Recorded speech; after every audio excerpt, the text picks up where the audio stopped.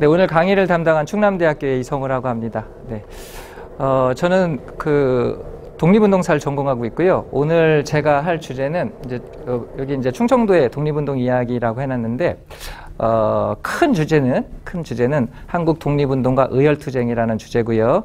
이제 그 안에 여기 충북 출신 선생님들을 중간중간에 설명을 하면서 충북의 독립운동사도 이해하면서 전체적인 독립운동사도 이해할 수 있는 그런 시간을 갖도록 하겠습니다. 우리 이제 의사와 열사의 투쟁을 의열투쟁이라고 하잖아요. 예. 그러면 의사하고 열사는 구분할 줄 압니까? 압니까? 자, 아는 의사와 열사를 정확하게 구분할 수 있는 사람. 네, 말해보세요. 네.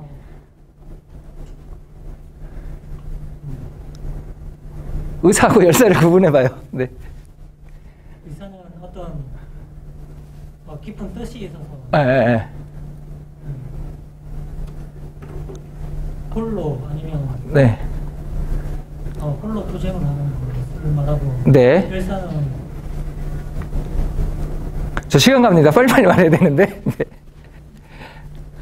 자, 그럼 여기 구분해볼까요? 무력투쟁 여부로 알고 있습니다. 한 80점 정도 된 것 같아요. 네. 선생님이 선생님 부인한테 물어봤어요. 예, 선생님 부인은 이제 생물학 전공인데 의사와 열사를 구분할 줄 아냐? 그랬더니 안 돼요. 구분해봐. 그랬더니 의사는 성공한 사람, 독립운동에서 열사는 실패한 사람 이렇게 구분하더라고요. 큰일 납니다. 큰일 납니다. 독립운동은 성패로 구분하면 안 돼요. 무슨 얘기인지 알겠죠? 네. 의사와 열사는 어떻게 구분을 하냐면 무장투쟁을 하게 되면 의사가 되고요. 비무장적 투쟁을 하면 열사가 됩니다. 이해되셨습니까? 뭘 들었어. 무기나 폭탄을 들으면 의사가 되고 비무장적 한 걸 하게 되면 열사가 됩니다. 그래서 우리가 유관순 의사라고는 안 하잖아요. 그렇죠? 유관순 열사라고 하죠. 예. 안중근 의사라고 하지 안중근 열사라고 안 한 이유는 무기를 들었느냐 들지 않았느냐 요 차이입니다. 그러니까 무장적 투쟁을 했느냐 비무장적 투쟁을 했느냐 요 차이를 구분하니까 우리 독립운동사를 보게 되면 3.1운동을 빼면 구조적으로 의사가 많겠죠. 근데 3.1운동 포함하면 열사들이 훨씬 더 많을 테고. 네. 하여튼 오늘 의열투쟁의 의미를 좀 볼 텐데 제가 오늘 강의하는 내용의 핵심은 충청도의 독립운동도 이해하는 거고 우리 독립운동도 이해를 하는 거지만 크게 보면 광복의 의미를 좀 되새겨보자라는 의미를 갖고 있습니다. 우리가 1945년 8월 10일 광복을 맞이해서 우리가 이렇게 지금 경제 발전하고 잘 살 수 있었던 것은 실제로 일제 식민지 시대를 극복하겠다는 수많은 독립운동가들의 희생이 있었기 때문에 그랬다라는 거죠. 네, 그런데 우리가 그런 부분들에 대해서 잘 기억을 안 해주고 있다라는 거죠. 못 해주고 있다라는 거죠. 광복의 의미도 잘 기억을 안 하려고 그러고 안 하려고 하는 건지 의도적으로 안 하는지 모르겠지만 어쨌든 그분들에 대한 정당한 예와 평가가 이루어지지 않고 있다라는 거. 그리고 독립운동가들의 삶을 좀 이해해보자라는 뜻도 갖고 있습니다. 이해되셨습니까? 네, 그래서 광복의 의미, 우리 독립운동가들의 삶, 의열투쟁과 테러를 좀 구분하는 그런 시간들을 가져보도록 하겠습니다. 영화 암살이라는 거 본 적 있죠? 암살. 전지현 나오는 영화. 네. 그 영화는 잘 만든 영화입니다. 우리 의열투쟁의 아주 상징적인 영화인데 저는 영화를 잘 안 봐요. 거의 안 봐요. 거의 안 보는데 그 영화가 하도 막 히트를 치니까 학생들이 수업 시간에 질문을 해요. 전지현이 실존 인물이냐. 자꾸 질문해서 교수가 거짓말은 할 수 없고 가서 봐야 되잖아요. 그래서 가서 봤어요. 가서 봤는데 잘 만들었어요. 전지현이 연기를 잘해서 잘 만들었다기보다는 그 영화가 주는 메시지 있죠? 그게 상당히 충격이 컸는데 저한테는 컸는데 안 보신 분들 죄송합니다. 요새는 500원이면 굿다운로드 되던데. 네. 전지현이 의열단원이에요. 이렇게 봤을 때 처음에는 영화를 보는데 영화가 내용이 안 들어와요. 왜 그러냐면 이거를 그냥 영화로 봐야 되는데 이게 전공자니까 막 팩트랑 맞추는 거야. 저게 저기서 어떻게 만나지 뭐 이런 거 전혀 이해가 안 돼. 아닌데 뭐. 그래서 영화는 영화로서 보자라고 생각해서 암살이라는 영화를 봤는데 잘 만든 영화인데 아이고 안 보신 분들 어떡한다는데 그냥 설명할게요. 전지현이 의열단원인데 일본군 누구 이렇게 암살하려다 실패하잖아요. 그러니까 하정우가 이렇게 치료해주죠. 치료해주면서 전지현한테 묻죠. 의열단원 전지현한테 묻죠. 남자인 의사라는 설도 있는데 어쨌든 의열단원 같아요. 제가 볼 때는 의열단원 할게요. 영화사가 정확하게 얘기를 안 했으니까. 의열단원 전지현한테 묻습니다. 야, 니네 저 일본군 하나 죽인다고 해서 독립이 되겠어? 이렇게 묻죠. 니네 저 일본군 뭐 장교 하나 죽인다고 니네 독립이 되겠어? 이렇게 묻죠, 하정우가. 그때 전지현이 한 대사, 불후의 명대사입니다. 불후의 명대사입니다. 뭐라고 했나 기억 안 나죠? 본 사람들도. 맞습니다. 알려줘야지 였습니다. 수업 들은 효과가 나는데, 야, 알려줘야지 였습니다. 그게 무슨 뜻을 갖고 있냐면, 우리가 이렇게 열심히 독립전쟁을 하고 있다는 걸 알려줘야지. 식민 지배에 신음하고 있는 조선의 민중들한테 우리가 이렇게 열심히 독립전쟁을 하고 있다는 걸 알려줘야지. 일본 제국지한테 우리가 이렇게 독립을 원한다는 걸 알려줘야지. 그런 의미를 갖고 있습니다. 네. 두 번째 대사는 저는 그 대사를 듣는 순간 눈물이 핑 돌았어요. 실제로 좀 울었어요. 뭐냐면 그 하정우프가 있어요. 오달수라고. 이거 영화 얘기로 다 가겠네. 그 오달수가 막 일본군하고 전투하러 나가다가 돌아서서 의열단원 전지현한테 한 대사입니다. 불의 명대사입니다. 전 그 대사 듣고 울 뻔했어요. 실제 좀 울었어요. 뭐라 그랬냐면, 우리 잊으면 안 돼. 우리 잊으면 안 돼. 우리가 이렇게 열심히 독립전쟁을 벌여서 조국이 독립이 됐을 때 우리 잊지 말아달라는 뜻을 갖고 있겠죠. 그러겠죠? 맞잖아요. 네. 우리가 이렇게 열심히 독립운동을 해서 조국이 독립됐을 때 우리 잊지 말아달라는 뜻을 갖고 있습니다. 왜 그런 대사가 나왔겠습니까? 모르겠습니다. 감독이나 뭐 작가가 그런 의도로 그런 대사를 넣는지까지는 파악은 안 되는데 저는 그렇게 이해를 했습니다. 우리가 잊고 있다라는 거죠. 그들 기억하고 있지 않다라는 거예요. 이해되셨습니까? 네. 그래서 오늘 그 의열투쟁도 아시고 테러하고의 차이점도 좀 구분하시고요. 우리 독립운동가들 삶도 좀 이해하시고 충북의 독립운동가들도 좀 이해하시고, 네. 충청도구나. 충북이 아니고요. 네. 그리고 여기 충청도 분들도 많이 나오니까 공부를 한번 해보도록 하겠습니다. 네. 자, 해보겠습니다. 자, 우리 의열투쟁자, 일제강점이 되면서 의열투쟁의 선구적인 역할을 했던 단체는 광복회라는 단체입니다. 1910년대. 김원보, 존칭은 생략할게요. 김원봉이 그 의열단을 만들었다는 그 배경 중에 하나는 이 광복회가 1910년대 의열투쟁을 하는 걸 보고 이것이 독립을 할 수 있는 방법론이다라고 생각을 해서 의열단을 만들었다라고 회고할 정도로 이 1910년대 의열투쟁의 선구적 역할을 했던 단체는 바로 광복회라는 단체입니다. 이해되셨습니까? 네, 그래서 광복회부터 좀 배워보고 20년대는 의열단이고요.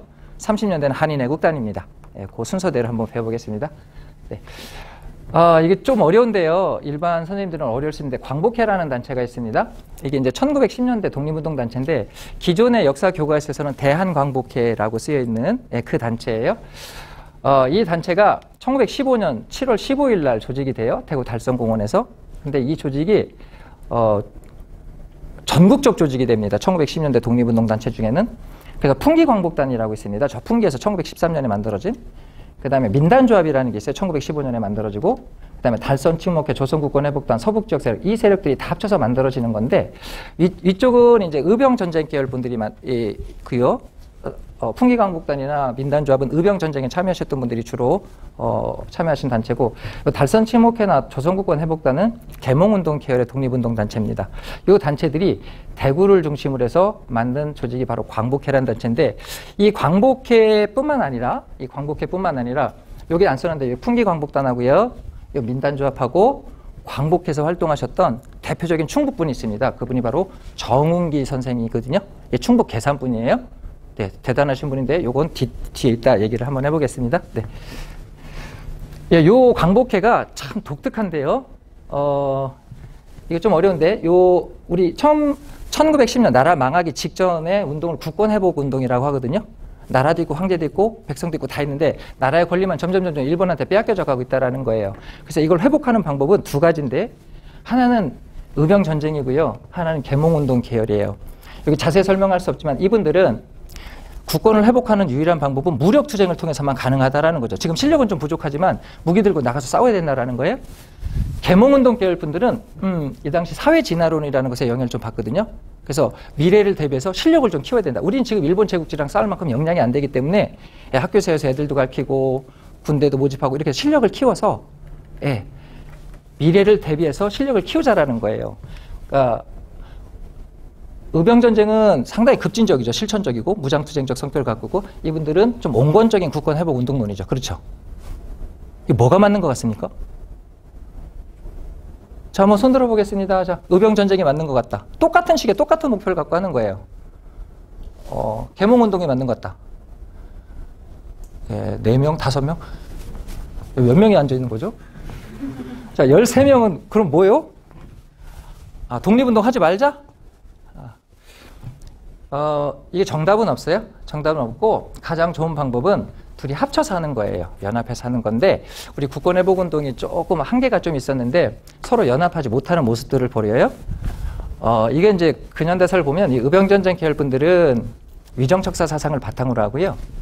계몽운동 계열 분들은 개화 사상을 바탕으로 해요. 그러다 보니까 이제 사상적 차이가 좀 나타나다 보니까 국권회복운동 때도 별도로 이렇게 국권회복운동을 벌립니다. 네.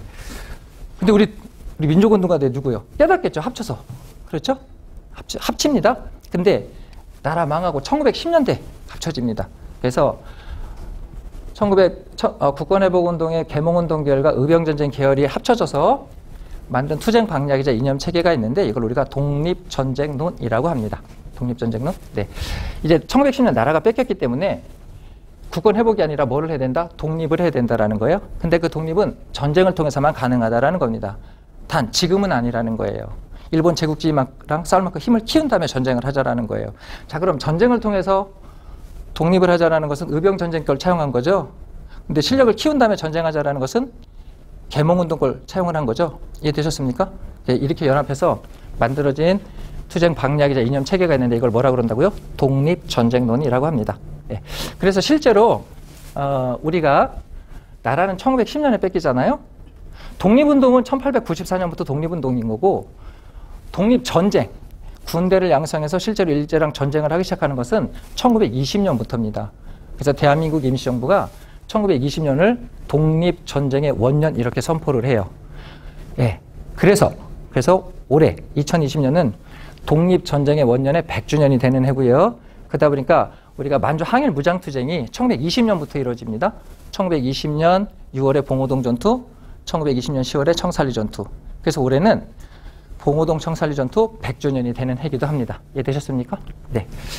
자, 길게 설명을 했는데요. 이 광복회를 설명하려다 보면 그런 건데, 그래서 이 독립전쟁론을 국내에서 실천하기 위해서 만들어진 국내 독립운동단체가 광복회라는 단체입니다. 이해되셨습니까? 투쟁 강력은 이렇게 여러 가지가 있어요. 선생님들 PPT 보시면 아실 텐데 여러 가지가 있는데 이걸 쉽게 설명해 드리면 이런 거예요. 국내에서 자금을 모집합니다. 이걸 만주로 보내요. 만주에서 군대를 양성해요. 군대가 양성이 되면 일제랑 전쟁을 벌인다. 이런 목표를 갖고 있었던 단체가 바로 광복회라는 단체고요.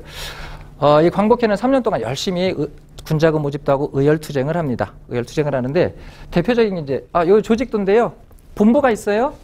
본부가 있고요.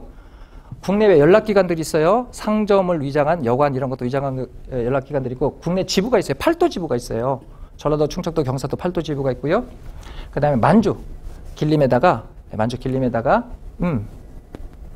독립군을 양성하기 위한 별도의 본부를 만들었어요. 이해되셨습니까? 네. 여러분들이 잘 모르는 거 하나 알려드릴 텐데 올해가 봉오동 청산리 전투 100주년이잖아요. 그 청산리 전투의 대표적인 분이 누구죠? 김자진. 그렇죠. 김자진. 충남 홍성분입니다. 오늘 김자진 할 걸 그랬나? 네. 충남 홍성분인데 사실은 김자진은 요 광복회 활동했다가 만주로 가신 거예요. 그러니까 광복회에서 군자금 모집을 하다가 들켜요. 근데 이때 만주 책임자가 이진용 선생이라고 황해도 의병장 하시던 분인데 이분이 운상금강이라고 있어요. 그 노터치로 유명한 그 금강 거기를 군자금 모집하시다가 체포가 되세요. 만주 이제 책임자가 빈 거지. 그래서 그때 이제 또 김자진은 군자금 모집하다가 일제한테 추격을 받고 그래서 요 광복회에서 만주 책임자로 김자진을 파견하는 겁니다. 그래서 김자진이 만주로 가는 거예요.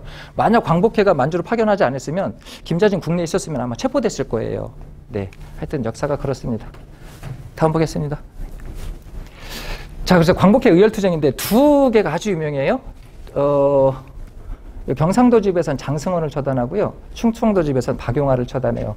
대표적인 친일파인데 요 최기중, 강순필, 인색이 이런 분들이 처단하고요. 충청도 집에서는 장도환, 김경태, 인색이 이런 분들이 처단을 합니다.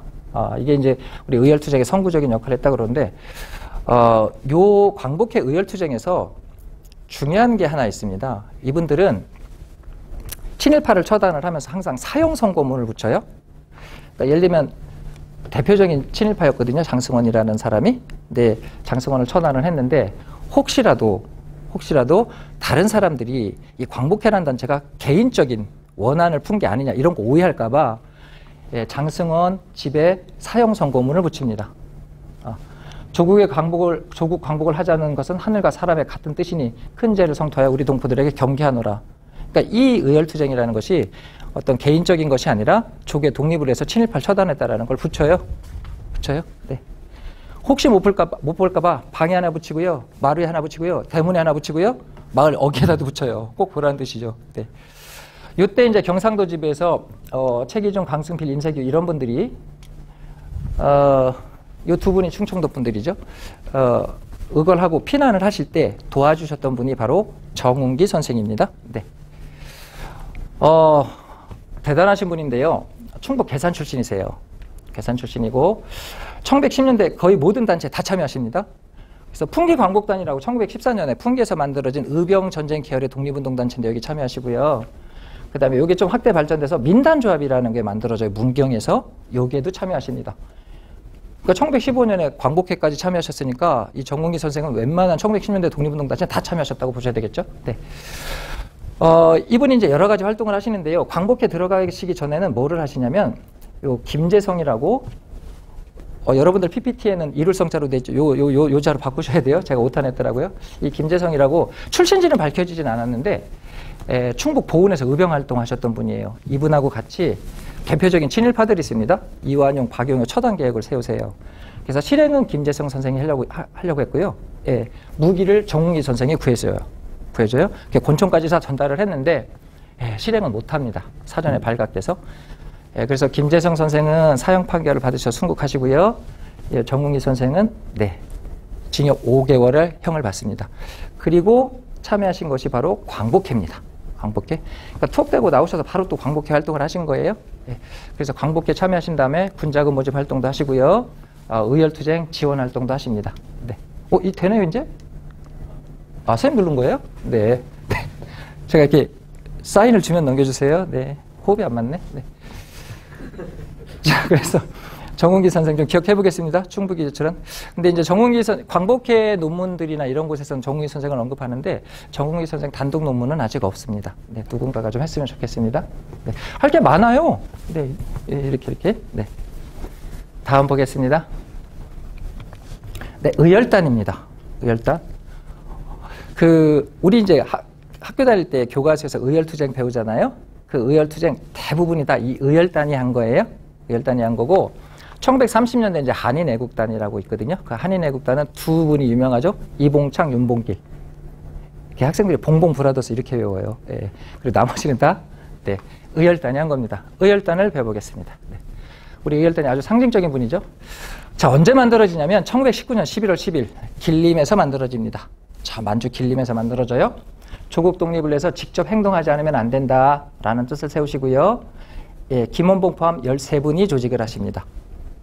그래서 김원봉 의열단 단장이죠. 윤세주 베프입니다. 이성우 저 아니에요. 네. 그다음 곽재기 선생님 여기 청주분입니다. 그리고 이종암 선생님 이런 분들이 중심이 돼서 1919년 11월 10일 날 길림에서 의열단이 만들어집니다. 이 의열단은요 지금 여러분들이 보는 것처럼 13분이 조직을 하지만 출발은 좀 미약했죠. 근데 어마어마한 단체로 발전을 합니다. 의열단이요 계속 활동을 하시다가 나중에 이제 조선혁명 군사 정치 간부학교라는 걸 만들고요. 거기서 이제 다수의 의열단원들이 배출이 되면서 우리 조선의용대나 아니면 광복군의 기반이 만들어지기도 합니다. 근데 출발은 여기서부터 하는 거예요. 네. 곽재기 선생님 기억해 보겠습니다. 이따 다시 설명할 거예요. 네. 부끄럽지만 저도 처음 알았습니다. 네. 곽재기 선생은 알죠. 근데 어디 출신인지에 대해서는 그렇게 주목을 안 했었는데, 이번 계기로 알게 됐습니다. 반성합니다. 네. 자, 의열단은요, 단이잖아요? 단인데, 원래 단의 책임자는 단장이라고 해야 되는데, 의열단은 단장이라고 하지 않고 의백이라고 했습니다. 단장을. 그러니까 단장님이 아니라 의백님 이렇게 불렀겠죠? 의로운 사람들의 맞이라는 뜻이에요. 네. 물론 이게 전공으로 들어가면 김원봉이 단장을 했다 안 했다 설이 있는데 정설로 이제 강의를 해야 되니까 아직까지는 김원봉이 단장을 했다라고 합니다. 그래서 일제 침략기간 파괴, 침략 원형 응징 이런 것들을 목적으로 했고요. 공약 10조를 만드셨고요.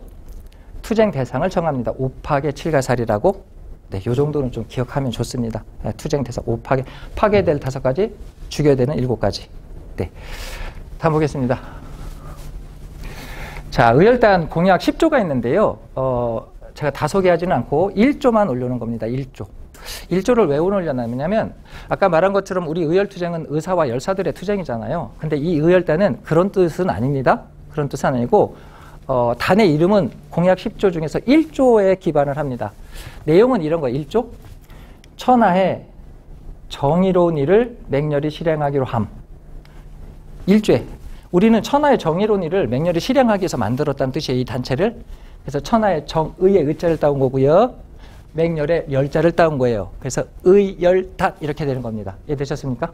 네. 그러니까 의사와 열사의 투쟁이라는 개념도 포함을 하지만 원래 단의 이름은 만드실 때 공약 10조 중에서 1조에 천하의 정의로운 일을 맹렬히 실행하기로 함. 그래서 저 의와 열이 의열단의 단 이름의 출발입니다. 이해되셨죠? 네. 네, 투쟁 대상입니다. 7가살 5파괴라고 합니다. 우리 의열투쟁은 테러하고 좀 근본적인 차이가 있거든요. 이따 다시 한번 설명을 하겠지만 우리는 이런 거죠. 우리가 의열투쟁을 하는 이유는 사람을 죽이는 데 목적이 있는 것이 아니라 우리가 독립을 원한다라는 것을 알리기 위한 방법론이죠. 이해되셨습니까? 그러니까 우리 사람을 죽이는 데 목적이 있는 것이 아니라 우리가 독립을 원한다라는 알리기 위한 방법론이기 때문에 아주 극히 제한적으로 저 5파괴 7가살 저 대상 아주 제한적으로 의열투쟁을 합니다. 그렇기 때문에 테러하고 근본적인 차이가 있어요. 많아요. 그렇기 때문에 우리 의열투쟁은 불특정 다수에 대상하지 않습니다. 불특정 다수에 대상하지도 않고요. 민간인을 대상으로 하지도 않습니다. 우리 9.11 테러 봤죠? 9.11 테러. 9.11 테러 이후 출생했나요? 그거 아니죠? 여기 참 대상이 학생들이 아니지. 네네. 9.11 테러 보셨죠? 네. 9.11 테러 때 보면 대다수 불특정 다수가 죽었고요. 민간인들만 죽어나갔죠. 그러죠? 네. 그 9.11 테러 때 죽은 사람 중에는 미국의 아랍 정책에 반대하는 사람들도 있을 거예요. 그러죠? 네. 그러니까 의열투쟁 그런 아주 제한적으로 하게 되는데 그 대상을 정해져 있어요. 조선 총독이야 고관, 일본군 수뇌부, 대만 총독, 매국적, 친일파고도, 적의 밀정, 반민족독, 토열신 이런 사람들은 처단 대상이 됩니다. 처단 대상이 되고요. 파괴 대상도 5가지로 정합니다. 의열단은 조선 총독부 폭파해도 된다는 거죠. 동양척식 주식회사, 우리 수탈했던 대표적인 기관이고, 매일신보사. 교수님 왜 신문사는 왜 폭파합니까? 이게 파괴합니까? 이거는 총독부 기간제예요. 매일신보가. 그러니까 같은 그러니까 총독부 나팔수했던 신문이 매일신보기 때문에 매일신보사. 네, 그다음에 각 경찰서. 네. 그다음에 이제 일본 애들 파괴 대상이 너무 많으니까 기타 외적의 주요 기관. 네. 좀 퉁치신 개념이 좀 있습니다. 네. 그래서 5파괴 7가살을 대상으로 의열투쟁을 전개를 하십니다. 이해되셨습니까? 네. 네, 곽재기 의사 배워보도록 하겠습니다. 네. 충북 청주군 강해면 상봉리 출신이시고요. 여기 박걸순 교수님 그런데 이 근처 학교에서 교편도 잡으셨다고 하시더라고요. 네. 그 다음에 경신학교 수학 중에 대동청년단, 이게 이제 학교에서는 단이라고도 하고 당이라고도 합니다. 이제 1909년에 만든 계몽운동계의 독립운동 단체인데 여기에 참여해서 활동을 하시다가 1919년 3.1운동 이후에 만주로 망명을 하십니다. 만주 망명하셔서 길림에서 김원봉을 만나서 의열단을 조직을 합니다. 이제 의열단이 조직되는 계기가 여러 가지가 있어요. 여러 가지가 있는데 김원봉이나 곽재기 의사 이런 분들을 봤을 때 3.1운동이 상당히 영향을 준 것 같아요. 왜냐하면 이분들은 평소에도 조국의 독립은 무장투쟁을 통해서만, 무력투쟁을 통해서만 독립이 된다라고 인식을 하고 계셨던 분들인데 우리 3.1운동의 가장 큰 특징을 뭘 얘기합니까? 비폭력. 그렇죠. 그러니까 김원봉 같은 경우도, 곽재기 선생 같은 경우도 이제 전국에서 조국을 독립시켰다고 만세운동이 일어났어요. 근데 이분들이 비폭력 노선을 취하면서 많은 희생을 치르죠. 그래서 이렇게 비폭력으로는 조국의 독립이 어렵다라고 인식을 하신 거예요. 그래서 무장투쟁을 통해서 조국을 독립시키자라고 해서 의열단을 만들게 되시는데, 요 곽재기 의사께서 그 의열단 활동하시다가 무기를 구입하다 들어서 체포가 되시거든요. 그때 이제 그 무기를 구입해서 들어온 이유에 대해서 이렇게 설명을 하십니다. 3.1운동 때 조선 독립을 입과 붓으로 구할 대로 원할 대로 하였으나, 이게 이제 비무장이죠. 그죠? 붓과 입이니까. 원하였으나 피로써 구한 일은 없다. 네. 무기를 사용하여 피로써 구하고자 하였으나 우리는 군함도 대포도 없다. 그러니까 무력이 갖춰지지 않았다라는 거죠. 그렇기 때문에 폭탄과 육혈포로 구할 수밖에 없었다. 이해되셨습니까? 그러니까 비무장적 항거에 대한 한계점을 깨달으신 것 같고요. 식민지 상황이기 때문에 체계적으로 군대를 양성할 수는 없다라고 인지를 하셨기 때문에 폭탄이나 의열투쟁을 통해서 조국을 독립시키기 위해서 의열단에 가입하셨다라는 걸 알 수 있는 부분이다라고 보시면 되겠습니다. 네. 곽재기사 기억해 보겠습니다. 충북 청주. 네, 네. 의열단에 가입하시고요. 제일 먼저 이제 국내로 무기와 폭탄을 반입하시고, 곽재기사십니다. 네, 네. 폭탄 13개를 무기하고 이제 폭탄을 반입을 하시는데요. 폭탄 13개를 만들 정도 우리가 폭약을 보내세요. 그리고 권총 두정하고 탄약 100발 의열투쟁을 하기 위해서. 그래서 밀양에 있는 김병환이라는 분한테 이제 위장해서 보내는 거죠. 밑에는 무기 이런 거 넣고 위에다가 책을 넣어서 이제 보내고, 이제 본인은 귀국을 하신 거예요. 1920년 5월에, 19년 5월에. 이거 틀렸습니다. 20년 5월입니다. 선생님들 PPT 뭐라고 됐나요? 죄송합니다. 좀 고쳐주세요. 20년 5월에 들어오십니다. 19년이라고 했지? 네. 자, 왜 이 폭탄을 구입했냐면 조선총독부하고요, 동양촉식 주식회사 폭파 계획을 수립했습니다. 그래서 미리 폭약하고 권총을 보내셨죠. 아까 우리 오파계 있잖아요. 조선총독부. 그런데 폭파 계획을 추진하시다가 1920년 6월 16일 날 체포가 되십니다. 체포가 되셔서 징역 8년형을 받으신 대표적인 의열단원 곽재기 선생입니다. 네. 그래서 의열단 만드신 다음에 바로 체포가 되셔서 의열단 창단 멤버이시지만 의열단에서 많은 활동을 하지는 못하셨습니다. 그러니까 처음으로 이제 무기를 갖고 들어오셨다가 체포되셨기 때문에. 네. 다음 보겠습니다. 네. 신채호 선생님 아시죠? 청주. 네. 고향은 대전이십니다. 네, 고향은 대전이시고요. 청주 와서 강의하려면 조금 그래요. 네. 이건 팩트니까. 팩트니까. 대전에 가면 대전시 중구 어남동에 가면 단지 신채원 선생님 생가지가 문화재로 지정돼서 거기서 태어나셨고요. 8살 때 이쪽 청주로, 청원으로 이사 오세요. 그러니까 태어나신 건 대전이고요. 항일의식을 형성한 건 청주. 네, 이렇게 정리하고 하겠습니다. 요거는 이제 의열단 때문에 보여드리는 건데, 그 의열단원들이 이제 의열투쟁을 하다 보니까 사람이 죽는 경우가 있잖아요. 그러다 보니까 이제 의열단원들이 많이 괴로워하세요. 그래서 김원봉이 우리나라 역사학자 글 잘 쓰는 분 신채호 선생님을 찾아가서 의열투쟁의 정당성을 확보할 수 있는 글을 써주세요 라고 해서 단지 신채호 선생님이 의열투쟁의 정당성을 확보하는 글을 써주시는데, 그걸 우리가 조선혁명선언이라고 합니다. 뭐라고 해서 선생님들? 조선혁명선언. 그래서 이걸 의열단 선언이라고도 하거든요. 6,400자로 이루어졌는데 의열투쟁의 정당성을 확보해주는 글이에요. 그래서 의열단원들이 의열투쟁 하시고 순국하실 때 한 손엔 태극기, 한 손에 조선혁명선언 이럴 정도로 의열단원들한테 바이블과 같은 그런 선언서를 써주시는데, 그게 바로 조선혁명선언이고요. 여기 신채호 선생님이 쓰셨다라는 겁니다. 이해되셨습니까? 네. 강의 끝나고 한번 찾아서 읽어보세요. 일본을 강도라고 규정을 하고요. 조국을 독립하는 방법은 혁명을 통해서만 가능하다. 근데 그 혁명은 어떤 방법으로 가능하다? 암살, 파괴, 폭동으로만 가능하다라는 거죠. 근데 이걸 의열단한테 왜 썼겠어요?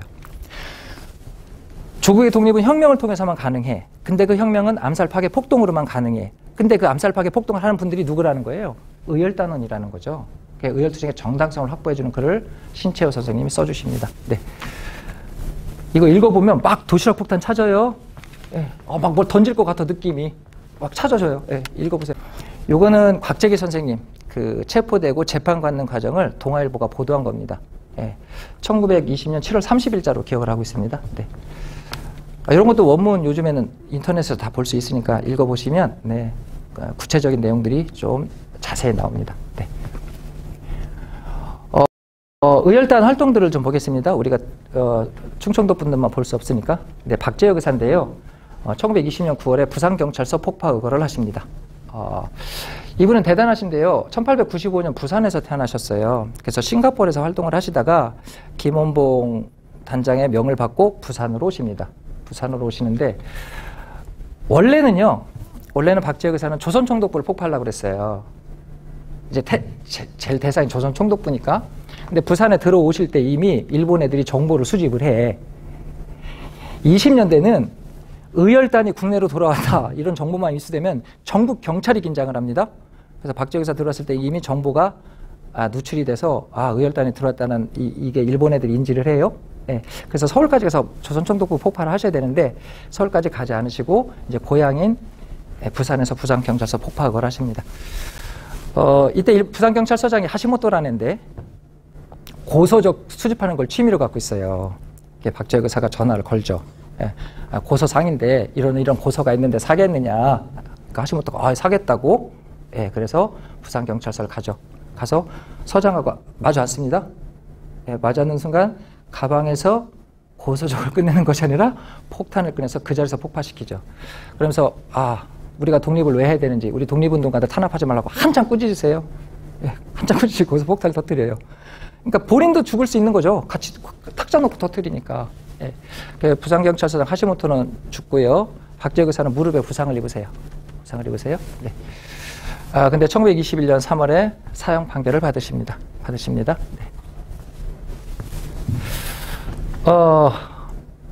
이분 이제 재판에서 이런 말씀을 하십니다. 내 뜻을 다 이루었으니, 박지혁 의사시고요. 이루었으니 지금 죽어도 좋다. 네. 근데 사형 판결 받았잖아요. 그러다 보니까 이제 일본 애들이 사형을 집행할 거 아니야. 근데 일본 애들 손에 죽는 게 더 굴욕이다. 그래서 외적의 손에 욕보이지 않고 내 손으로 죽겠다 그래서 단식하십니다. 그래서 단식하다가 돌아가신 분이 박지혁 의사십니다. 네. 네, 부산경찰서 폭파했던 그 당시의 모습이에요. 네. 최수봉 의사. 이분은 밀양경찰서 폭파 의거를 하십니다. 지금 연도를 좀 주의 깊게 보면 박지혁 의사가 1920년 6월이죠. 그러죠? 그 다음에 박지혁 의사가 9월이고요. 그 다음에 최수봉 의사가 12월이에요. 그러니까 그 두세 달 간격으로 의열투쟁이 일어나고 있는 겁니다. 그러니까 의열단이 만들어지고 국내 활동을 이제 한참 열심히 하실 때이기 때문에 그런 거예요. 네. 최수봉 의사신데요. 밀양분이십니다. 그 의열단을 만든 김원봉이 밀양 출신이에요. 밀양이 배출한 대표적인 독립운동가인데 이분은 의열단은 그 이종암 의사한테 폭탄 2개를 받습니다. 2개를 받아서 밀양경찰서를 폭파하러 가십니다. 또 밀양경찰서는 상징적 의미가 있잖아요. 그 의열단원을 만드신 분들이 대부분 밀양 분들이에요. 김원봉도 그렇지만 홈그라운드잖아요. 그래서 최수봉 의사가 폭탄 2개를 갖고 가십니다. 2개를 갖고 가시는데 이게 얼마나 운이 좋으셨냐면 이거 운이 좋다고 하면 안 되고 네. 폭탄 2개 갖고 가셨는데 이 밀양경찰서에서 경찰들이 회의한다고 회의실에 다 모여 있어요. 뭐 서장이 뭐 격려차 뭐 회의하는데 다 모여 있는 거예요. 얼마나 좋아. 그래서 최수봉 의사께서 그 회의실에다가 폭탄 하나 던집니다. 네, 그리고 하나는 뭐 가져갔는데 던져야 돼요. 2개니까. 하나는 현관에 던집니다. 근데 현관에 터지고 회의실 게 안 터집니다. 네. 우리 의열단은 이게 폭탄이 잘 안 터지고요. 터져도 좋고 이렇게 반대로 터지고 터질 곳에서 안 터지고 그런 경우가 많은데 여기도 대표적인 경우예요. 안타깝죠? 친일적 성향이 있는 것 같아요. 안타깝죠? 네. 자, 이거 방송으로 다 나가는 거죠. 큰일 났네. 그래서 이게 회의장께 안 터졌잖아요. 이게 던졌는데 바닥에 떨어져야 되는데 일본 경찰 팔에 맞아. 그러니까 이게 충격이 덜 받은 것 같아요. 제가 봤을 때는. 그러니 뭐 회의장에 있던 경찰들 뭐 떼거리로 쫓아나왔겠죠. 최수봉 의사 막 도망가십니다. 도망이라네. 탈출하십니다. 네, 탈출하시는데 그 밀양경찰서 앞에 시장이 있었거든요. 그쪽으로 탈출하시다가 갑자기 민간인 집에 들어가서 칼을 뽑으세요. 칼을. 이제 체포되면 아까 박지혁 의사도 순국하신 것처럼 당신 목을 찌르세요. 자결하겠다는 뜻이죠. 근데 불행하게 일본 애들이 긴급 조치를 합니다. 긴급 조치를 해서 네, 살아나시긴 합니다. 네. 그런데 1921년 4월에 어차피 또 사형 판결을 받으십니다. 네. 네. 네, 최수봉은 사시고요. 내가 의거의 목적을 달성했으면 자결을 했을 것이다. 그랬다면 내 놈들에게 욕을 보이지 않았을 텐데 일이 이렇게 됐으니 어찌 운명이라 하겠는가. 네. 그리고 사형 판결을 받고 사형되신 분이 바로 최수봉 의사십니다. 네. 좀 빨리 해보겠습니다. 이거 밀양경찰서. 네. 김익상 의사십니다. 네. 지루한가요? 빨리빨리 좀 지나갈까요? 아, 들을만해요? 이게 리액션이 있어야 최고의 명강인 휴강이에요. 네. 자, 김익상 의사신데요. 조선총독부 폭파 의거를 하십니다. 21년 9월에. 이분은 뒤에 또 나오시는데요. 서울로 오십니다. 조선총독부 드디어 이제 의열단 조선총독부를 폭발을 하시는데 전기 배송공으로 위장을 하세요. 폭탄 2개 갖고 총독부 2층으로 올라갑니다. 저 우리 경복궁 앞에 있던 그 조선총독부가 아니라 이때는 남산에 있었어요. 올라가셔서 회계과에다 하나 던지고요. 비석과에다 하나 던지셨어요. 조선총독 비석과에. 자, 그럼 어떻게 터져야 정상입니까? 비석과가 터지고 회계과가 안 터져야 정상인데, 네, 이것도 거꾸로 터집니다. 회계과께 터지고 비석과께 안 터져요. 네. 하여튼 대폭발이 일어났어요. 근데 내려오셔서 유유히 사라지십니다. 유유히 사라지세요. 네. 그래서 범인을 못 잡았었어요. 일본 애들이. 조선총독부가 폭파가 됐는데, 네, 근데 이분이 또 바로 또 역사의 주인공으로 등장을 하시는데, 네, 다음 보겠습니다. 요거 이제 남산에 있었던 조선총독부 건물, 통감부로 썼던 건물이에요. 네. 황포탄의 겁니다. 이거는요, 잘 모르죠. 일반인들도 잘 모르시고, 학생들도 잘 모르는 학생들도 많아요. 우리 국사과들도 잘 모르더라고요. 이 의거가 아주 상징적인 의미를 갖고 있는데, 황포탄이라고, 상해 가면, 이 당시 상해는 국제적인 도시예요. 국제적인 도시인데, 상해 가면 이렇게 황포탄의 포구예요. 그러니까 여객선 들어와서 이렇게 내리는, 쉽게 말하면 뭐라고 될까? 터미널? 이 황포탄에서 의거가 일어나는데 세 분이 하십니다. 오성윤, 김익상, 이종암 이렇게 세 분이 하시는데 누구를 처단하려고 그랬냐면 다나카 기이치라고 전중의일이라고 합니다. 얘가 현역 육군 대장인데 이 또 이름입니다. 더하면 더하지 덜한 애가 아니에요. 얘 설명을 하면 길어지니까. 어쨌든 현역 육군 대장인데 얘가 동남아를 방문하고 일본으로 돌아가는데 중간에 상해에 들린다는 거예요. 자, 의열단인데 의열단이 당시 상해에서 활동하고 있었는데 이렇게 대표적인 애가 대표적인 군국주의자죠. 침략주의자고 얘가 상해로 오는데 그냥 보낼 수는 없겠죠. 당근이죠. 그래서 얘를 처단해서 일제가 우리를 침략하고 있다는 걸 전 세계에 알려보자. 네. 제2의 안중근 의거를 해보자. 안중근 의사가 이또 처단했을 때 전 세계가 주목했잖아요. 일본이 조선을 침략하고 있다 알았단 말이야. 똑같은 거예요. 다나카 기지를 처단해서 일제가 우리를 침략하고 있다는 걸 전 세계에 알려보자 기획을 합니다. 기획을 하는데 원래 김원봉은 오성윤에서 한 번만 보내려고 그랬어요. 워낙 사격을 잘해. 사격의 명사수야. 그러니까 이제 이게 크루즈 같은 여객선이라고 생각하면 돼요. 이렇게 딱 도착을 하면 이제 귀빈이 오면 되게 이제 빨간 카페트 깔리고 군악대 연주하면서 제일 먼저 나오잖아요. 그러면 오성윤 의사 바로 앞에 가서 안중근 의사처럼 저격을 한다. 워낙 명사수기 때문에 99.99% 죽을 거라고 봐요. 그런데 회의 중에 한 분이 더 나타났어요. 제가 이걸 장황하게 설명하는 이유가 있어요. 김익상 의사라고 좀 전에 배우셨죠? 조선총독부 폭파 의거? 김익상 의사가 안 된다는 거예요. 이렇게 중요한 의거인데 유경험자가 해야 된다는 거예요. 유경험자야 된다. 꼭 성공해야 되니까. 헐. 한 분 더 나왔어요. 이종암 의사라고. 야야 이거 내가 해야 돼. 나 의열단 창단 멤버거든. 세 분이 나오신 거예요. 서로 조국을 위해서 목숨을 바치겠다는 거지 지금. 김원봉 당황합니다. 네, 그래서 따로따로 업무를 줘요. 따로. 네. 오성윤 사 아이고 원래대로 저격한다. 네, 저격한다. 근데 여기서 99.99% 죽겠지만 혹시라도 만에 하나 0.0001% 실패하면 그때쯤 되면 다나카가 도망갈 거라는 거예요. 탈출. 그러면 김익상 의사 중간에 기다리고 있다. 폭탄을 던져서 폭사시킨다. 저격보다는 폭탄이 더. 이 두 개를 뚫고 다나카가 어떻게 살겠어? 그러죠? 그래도 만에 하나, 예, 혹시라도 실패하면 그때쯤 되면 다나카가 이제 도망가려고 차 탈 거라는 거예요. 그러면 이종하면서 차 옆에서 기다리다 차에다 폭탄 던져 차차 날려버린다. 이 세 가지 구조를 뚫고 다나카 살을 확률 없겠죠? 없겠지? 네. 그런데 다나카가 살아요. 살아요? 우리 독립운동은 하늘이 도와준 독립운동도 많아요. 근데 하늘이 방해한 독립운동도 많은데 어떻게 일어날 수 없는 일들이 일어나기 시작을 해요? 일어나요? 네.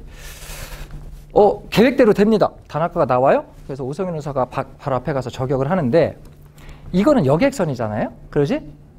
여기 다나카만 타고 온 건 아니에요.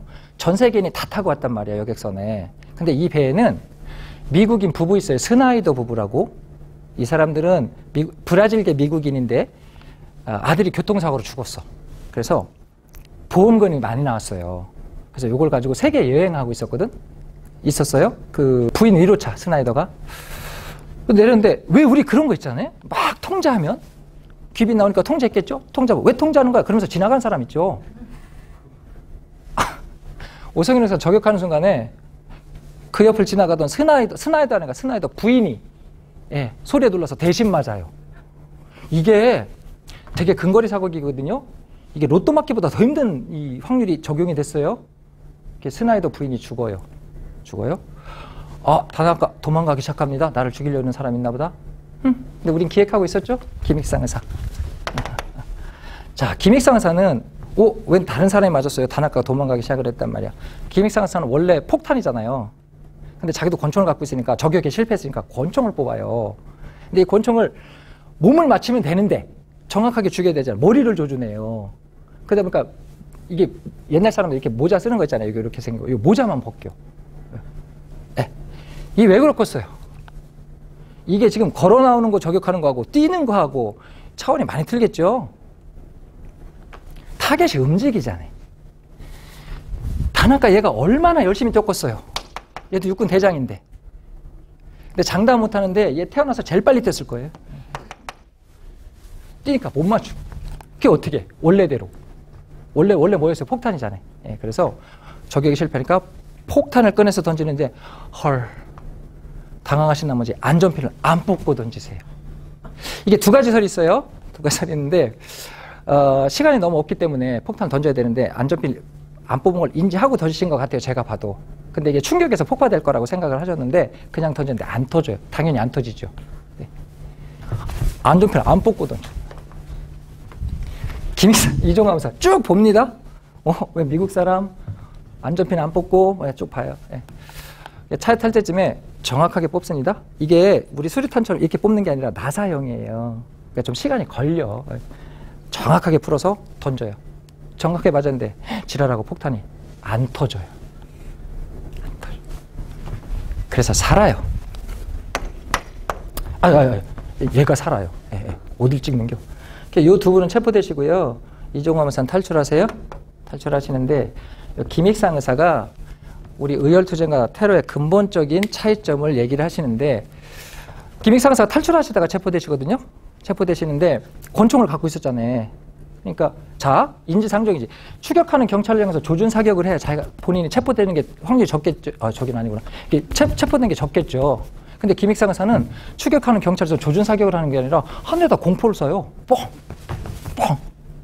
그 체포되실 때도 이렇게 쏘면 다 본인이 사는데 위에다 쏴요. 공포를 쏴요. 일본 애들이 체포되고 웃겼나 봐요. 얘들은 우리 의열투쟁을 모르니까. 첫 질문이 그거였어요. 아니 왜 권총을 갖고 있었는데 조준사격을 하는 총 위에다 공포를 쐈냐 이렇게 물어요. 그때 김익상 의사가 우리 의열투쟁 상징적인 말씀을 하시는데 이게 상해는요 이 당시 국제도시거든요. 이 당시 북경보다 상해가 훨씬 더 중요한 도시인데 그러다 보니까 외교실이 상당히 많아요. 그래서 상해는 조계지 개념이 있어요. 이렇게 조계지. 우리 프랑스 조계지, 우리 대한민국 임시정부가 이 프랑스 조계지 안에 있는 거예요. 이해되셨죠? 프랑스만 우리 대한민국 임시정부를 인정했어요. 프랑스만. 고마워해야 돼요, 이건. 그러니까 여긴 치외 복권 지역이잖아요. 그만큼 이 상해는 외교실도 상당히 많았기 때문에 외국에서 기빈이 오면 그 나라 경찰만, 그 나라 군대 경찰만 근무를 쓰는 것이 아니라 다국적 경찰이 근무를 썼어요. 이해되셨죠? 그런데 해필 김익상 의사를 추격하는 것은 영국 경찰과 중국 경찰이었어요. 체포한 게 영국 경찰 톰슨이에요. 이런 거 중요한 거 아닌데. 네, 톰슨이 잡아요. 김익상 의사가 이렇게 얘기를 하십니다. 나를 추격하는 것이 일제 군경이었다면 조준사격을 했을 것이다. 근데 공교롭게도 나를 추격하는 것은 중국과 영국 경찰이었다. 그들은 우리 독립운동과 의열투쟁과 아무 관계없는 사람들이다. 나는 그들을 죽일 이유가 없었기 때문에 하늘에 총을 쐈을 뿐이다. 이렇게 답을 합니다. 이해되셨습니까? 우리 독립운동이랑 관계없는 사람들이잖아요. 나는 그들을 죽일 이유가 없었기 때문에 하늘에 총을 쐈을 뿐이다. 최후 진술 때는 더 의미 있는 말을 하세요. 재판장이 묻습니다. 자, 지금 이해하고 있는 거죠? 저격 실패자네? 재판장이 묻습니다. 오성윤이 저격에 성공했다고 한다면, 또는 네가 저격에 성공했다고 한다면 의거가 성공한 거잖아, 1차에서. 예, 그러면 가지고 간 폭탄을 어떻게 쓸 것이냐, 이걸 묻습니다. 요거는 제가 가중되느냐 가중되지 않느냐 아주 중요한 물음이었었어요. 너네가 저격에 성공했어. 그럼 너 가져간 폭탄 이거 어떻게 쓸 거야? 이걸 물어요. 근데 김익상 의사가 이렇게 얘기를 합니다. 우리가 저격에 성공했다고 하더라도 나는 그 폭탄을, 가져간 폭탄을 반드시 던졌을 것이다. 왜냐하면 우리 의열단은 그를 반드시 죽여야 하기 때문에. 이렇게 답을 합니다. 이게 우리 의열투쟁과 테러의 근본적인 차이점이에요. 이해되셨죠? 되셨죠? 그래서 우리는 불특정 다수에 대해서 행하지도 않고 민간인을 대상으로 하지도 않아요. 우리 독립운동가들이 뭐 민간인들 있는 빌딩 폭파했다는 소리 들어봤습니까? 뭐 광장에다 뭐 기관총 난사했다는 소리 못 들어봤잖아요. 하여튼 뭐 아주 의미 있는 의거예요. 황포탄 의거. 실패를 해서 잘 안 알려졌을 뿐이지 의열투쟁의 상징적 의미를 보여주는 게 바로 황포탄 의거라고 보시면 됩니다. 사십니다. 이분은 CEO형 독립운동가예요. 서울에서 철물점에서 돈을 많이 버셨는데 독립운동을 하십니다. 23년 1월인데요. 종로경찰서 폭파 의거를 하십니다. 왜 종로경찰서냐? 이제 독립운동을 좀 이해를 해야 되는데 이 당시 서울에는 4개 경찰서가 있어요. 4개 경찰서가 있는데 이 종로경찰서는 우리 독립운동가 전담경찰서예요. 그러니까 왜 경찰들은 관할구역 있잖아요. 관할구역. 근데 서울은 어디서 체포되셔도 다 종로로 옵니다. 지방에서 체포되셔서도 중요한 독립운동 서울로 앞서 종로경찰서로 가는 거예요. 그러니까 어떻게 보면 우리 독립운동가들이 가장 많이 탄압을 받았던 곳이죠. 조선총독부보다 어떻게 보면 더 상징적인 곳이 바로 종로경찰서예요. 종로경찰서. 여기다가 폭탄을 던지십니다. 자, 일본 애들이 조선총독, 김익상 의사의 조선총독부 폭파 의거 때보다 더 자존심 상해요. 자기들 핵심 경찰서에 폭탄이 날라온 거예요. 이해되죠? 폭파 의거를 하셨는데 김익상 의사는 여기 폭파 의거를 하시고요. 며칠 뒤에 조선총독이 일본으로 갈 그런 계획이 있었어요. 그래서 서울역 앞에서 조선총독도 처단하려고 일단 조선경찰서 폭파 의거를 하시고 응거를 하십니다. 지금 저 후암동 쪽에서 응거를 하셨는데 이게 친구를 잘 사귀어야 돼. 그래서 이 김상옥 의사 친구 중에 조용수라는 사람이 있어요. 일제 경찰을 하던. 말 안 해. 은신처를. 친구도 잘 사귀어야 된다니까. 그래서 김상옥 의사 은신처를 일제 경찰 40여 명이 둘러쌉니다. 근데 김익상 의사 대단하십니다. 탈출하십니다. 총격전 벌이고 일본 애들. 그리고 다시 또 응거를 하셨는데 또 알아냅니다. 일본 애들이. 이때는 효제동 쪽에 계셨는데 이예수라는 분의 집이 있었는데 이때는 자 40여 명 가서 못 잡았잖아요. 너무 시출기문 하시니까. 그래서 공식적으로 서울에 있는 4개 경찰서는 모두 경찰들 다 동원해요. 공식적으로는 400명. 비공식적으로 1000명이 넘어간다는 설도 있어요. 어쨌든 400명만 돼도 어마어마하잖아요. 몇 명으로 해야 되나? 400으로 할까요? 1대 400 게임이에요. 그러니까 얘들이 얼마나 김익상 의사를 잡으려고 했겠어요. 그 많은 병력을 다 동원한 거예요. 김익상 의사 은신처를 김상옥 의사 김상옥 의사예요. 이 김상옥 의사 은신처를 몇 겹으로 둘러쌉니다. 근데 우리 그 영화 그 밀정이라는 영화 초기 화면에 보면 막 지붕 뛰어넘어서 탈출하시는 그 초기 화면에 나오죠. 그거 연상하면 돼요. 집 5채 지붕을 뛰어넘으십니다. 김상옥 의사께서. 뛰어넘어 탈출하세요. 그래서 3시간 동안 시가전을 벌이세요. 1대 400. 근데 총알의 한계가 있고요. 아무리 뛰어나셨다고 해도 400명을 상대로 해서 싸울 수는 없겠죠. 그래서 마지막에 총알을 남기십니다. 한 발 남기셔서 자결하십니다. 대단하신 분들 많죠. 김상옥 의사. 네, 요 김상옥 의사 사시던 집이고요. 순국하신 곳. 네, 신문에 나온 거. 네. 김지석 의사입니다. 아, 이분 안동분인데요. 안동분인데, 이분은, 폭탄 3개를 받으십니다. 3개를 받으셔서 상해에서 출발을 하십니다. 출발을 하시는데, 이게 1923년 12월에 출발하시거든요. 근데 폭탄을 갖고 여객선 못 타잖아요. 그러니까 이제 밀항선을 타세요. 밀항선을. 우리 뭐 외국에서 이렇게 밀항하시는 분들 막 갑판 밑에서 막 이렇게 봤죠. 뉴스 같은 거 봤잖아요. 그런 식으로. 예. 그래서 일본 후쿠오카에 도착을 하세요. 근데 우리 의열단이 자금이 많지, 이거 참 비참한 얘기인데, 의열단이 돈이 많지 않아서 자금이 많지 않아서 여비로 40원 정도를 들였는데, 이게 밀양선을 타다 보니까 돈이 많이 들어가죠. 그러죠? 중간중간에 밥도 쓰시고, 그래서 후쿠오카 도착하셨을 때는 동경까지 가야 되는 여비가 없어요. 여비가. 그래서 뭐 당신이 입었던 외투, 시계 이런 거 다 저당 잡혀서 고생해서 동경에 도착을 합니다. 1월 달에. 네. 근데 동경에 도착했는데 황당한 정보를 입수하는데, 원래 김지섭 의사는 일본 의회 있죠, 의회에다 폭탄을 투척하시려고 가신 거예요. 근데 가는 사이에 황당한 소식이 접한데, 일본 의회가 휴회래요. 아니, 빈 건물에다 던질 필요는 없잖아요. 예, 휴회래요. 그래서 어떻게? 동경에 도착하셔서 기왕 죽일 거면 일본 왕을 죽여버리자. 네, 그래서 일본 왕궁 앞에 가십니다. 그 왕궁 앞 뒤에 잠깐만 넘겼다가 다시 올게요. 네. 뒤 한 번 더요. 요게 왕궁으로 들어가는 다리예요. 한자는 이중교라고 그러고 일본어는 리주바시라고 합니다. 네. 여기가 의거지인데 다시 앞으로 가겠습니다. 네.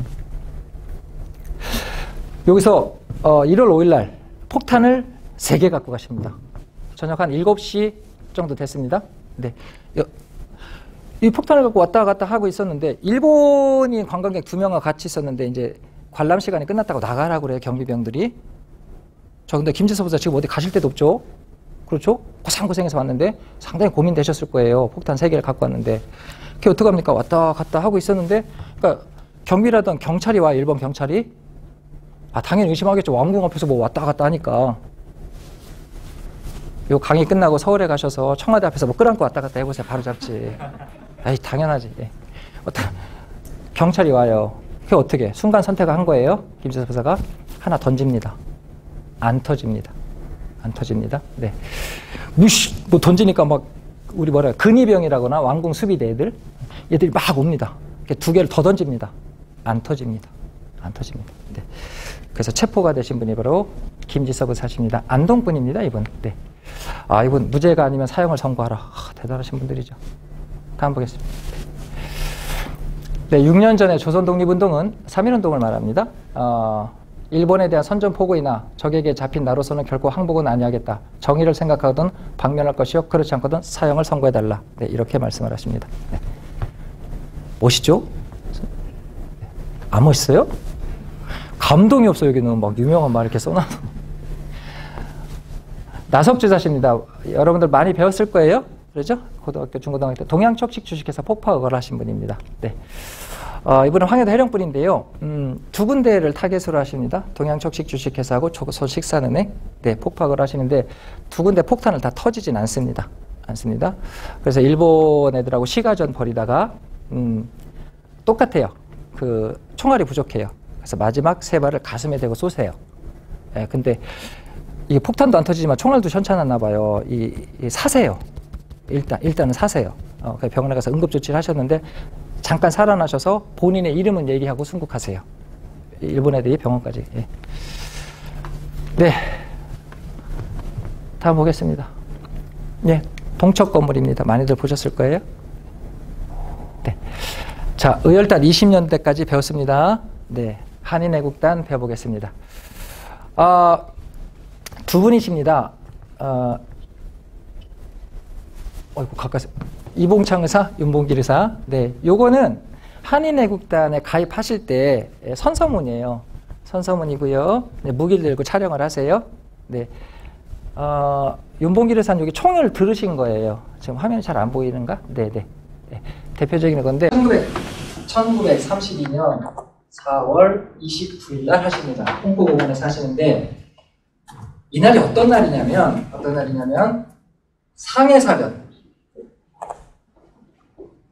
일본 애들이요, 상해를 침략해요. 상해사변 전승 축하시. 일본 애들이 상해 본토를 침략을 했는데 중국이 나가서 싸웠어요. 장개석 정도 100만 대군이 나갔다고 하는데 중국이 이길 줄 알았는데 일본이 이겼어요. 그 일본이 자기들이 이겼다고 막 세레모니 하는 천장절, 일본왕 생일. 이 두 가지 행사를 상해를 점령한 일본군들이 하는 거예요. 우리 독립운동사에서 의열투쟁사에서 봤을 때 윤봉길 의거는 그렇게 큰 의거는 아니에요. 시라카와 대장하고 오라 총영사 정도가 죽으니까 그렇게 큰 의거는 아닌데 이 윤봉길 의거는 아주 상징적인 의미를 갖고 있기 때문에 우리가 윤봉길을 더 많이 기억하는 것 같아요. 네. 자, 상해를 점령한 일본군들이기 때문에 이 기념실이잖아요. 그림을 일본군들이 딱 서 있는 거고요. 그 다음에 여기 단상이 있어요. 이 단상에 올라간 일본군 별만 10개예요. 10개. 대장 1명, 중장 2명. 중장이 별 3개, 대장이 별 4개. 토탈 10개죠. 네. 그러니까 들어갈 때부터 경기가 얼마나 살벌했겠어요. 그렇죠. 자, 입구부터 들어가는데 네. 여러분들 잘 모르는 사실이 하나 있어요. 이때 윤봉길 의사만 폭탄을 갖고 가신 건 아니에요. 다른 분들이 더 있었어요. 백봉 김구 선생님은 한인애국단이죠. 윤봉길 의사를 보내시고요. 네. 그 우닥 이회영 선생님이라고 있습니다. 독립운동사 아나키즘을 중심으로 해서 독립운동했던 그 우닥 이회영 선생님으로 중심된 남아 한인 청년 연맹이라는 조직이 있었고요. 그 조직의 산하 조직으로 흑색 공포단이라는 행동대가 있었는데 거기서 두 분을 파견하십니다. 백정기 전하 두 분, 네, 십니다. 자, 누가 먼저 하느냐, 아주 네. 객관적으로 봤을 때 이분들은 여러 번 의거를 해보셨던 분들이기 때문에. 근데 윤봉길 의사는 지금 한인애국단에 언제 가입하냐면요, 4월 26일 날 가입해요. 그러니까 사흘 만에 세계적인 분이 되신 분이에요. 그런데 여기 들어가기 위해서는 3가지 조건이 있었는데 4가지 있었습니다. 일단 일장기 쥐들 보이고 해야 되니. 근데 이 홍포공원이 행사가 12시 넘어서 끝나요. 근데 매점이 없어, 매점이. 그래서 들어오는 일본인들한테 도시락을 허락했어요. 도시락. 근데 도시락만 먹을 수 없죠? 못 막히잖아요. 물, 수통. 네. 그래서 윤봉길 의사가 수통 도시락 폭탄 가져가는 거예요. 그 다음에 4번째가 하나가 또 있었어요. 초청장. 입장권이라고 보면 됩니다. 자, 백범 김구선 여기까지밖에 안 주셨고요. 이쪽 분들은 초청장이 오기로 돼 있었어요. 오기로. 이 두 분은 기다려요. 초청장 오기를 기다려요. 윤봉길 의사는 아예 없고. 네, 되셨죠? 네. 자, 그런데 윤봉길 의사는 좀 일찍 갑니다. 아침 일찍 가십니다. 경비병한테 간 거예요? 윤봉길 의사는 예사분이거든요. 예사분인데 일본을 알기 위해서는 일본을 이기기 위해서는 일본을 잘 알아야 되고, 일본을 잘 알면 일본어를 알아야 된다. 그래서 예산에서 계실 때도 일본어 공부를 정말 열심히 하셨어요. 일본어 잘해요. 이혼진 같아요. 강경, 이 경비병들한테 그래서 얘기한 거죠. 야, 봐봐. 나 입장기, 도시락, 수통. 깜빡이고 초청장 안 갖고 왔어. 근데 나 집에 갔다 오면 이거 끝나? 들여보내도 그런 거예요. 그러면 들어간 거예요. 이 안엔 더해. 이렇게 일본군도 도열해 있잖아요. 여기 단상 있다고 그랬죠? 일본에 관람했던 뒤에 있었어요. 아까 말한 저기 별이 10개이기 때문에 이 기말대가 이렇게 경비를 서요. 그리고 일본군들이 쫙 도열한 거 이렇게. 그런 거예요. 네. 자, 여기 서 있는 일본군들 단상을 봤고요. 얘들 여기 봤겠죠? 구조적으로. 여기 기말대 여기 보고 있겠죠? 여기 경비병도 이쪽 보고 있겠죠? 그렇죠? 이해하고 있는 거죠?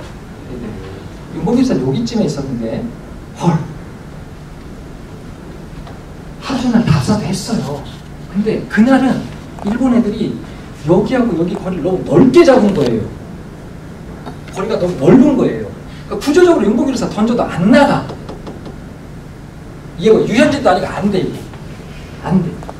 그러면 구조적으로 뚫고 들어가야 되잖아요. 2가지죠, 방법은. 뚫고 들어가서 던지거나 아니면 막 도움닫기 해서 던지거나 이해하는 거죠. 근데 도움닫기 하면 잡히겠죠. 오! 문제가 생겼어요. 그런데 하늘이 녹기 시작했어요. 하늘이 녹기 시작했는데 그 얘들이 이제 천장절 기념식 시작할 때 기미가요 부르잖아요. 지들 국가. 그 국가 부를 때 비가 조금씩 내리기 시작했어요. 근데 얘들이 이걸 급하게 하는 바람에 위에다 단상을 못 만들었네. 못 만들었어요. 그래서 무슨 얘기인지 알겠죠? 이 단상 위에 천장이 없는 겨. 마이크에 물 들어가고 스피커에 물 들어가기 시작한 거예요. 그러니까 이게 삑삑 소리 잡음이 났겠지 구조적으로. 그러면서 일본 기미가요가 시작될 때쯤 잡음이 나면서 모든 사람들의 시선이 단상 쪽을 향한 거죠. 그러니까 연기도 해줘야 되나요? 뭐 이런 거지. 순간적으로 열린 거예요. 그때 윤봉길 의사는 선택을 하시는데 원래는 도시락하고 수통이거든요. 그 인터넷 같은 데 보면 도시락은 자폭용이었다. 아니에요. 아니에요. 윤봉길 의사 2개 다 던질 의사가 있으셨어요? 누가 막 바이러스 정보를 퍼뜨려요? 네. 도시락 폭탄을 내려놔요. 내려놓고 들어가셔서 수통 폭탄을 던져요. 그래서 이거 초등학생들 사이에 논쟁이 있더라고. 도시락 폭탄이냐 수통 폭탄이냐. 네, 수통 폭탄입니다. 물병 폭탄 이해되셨죠?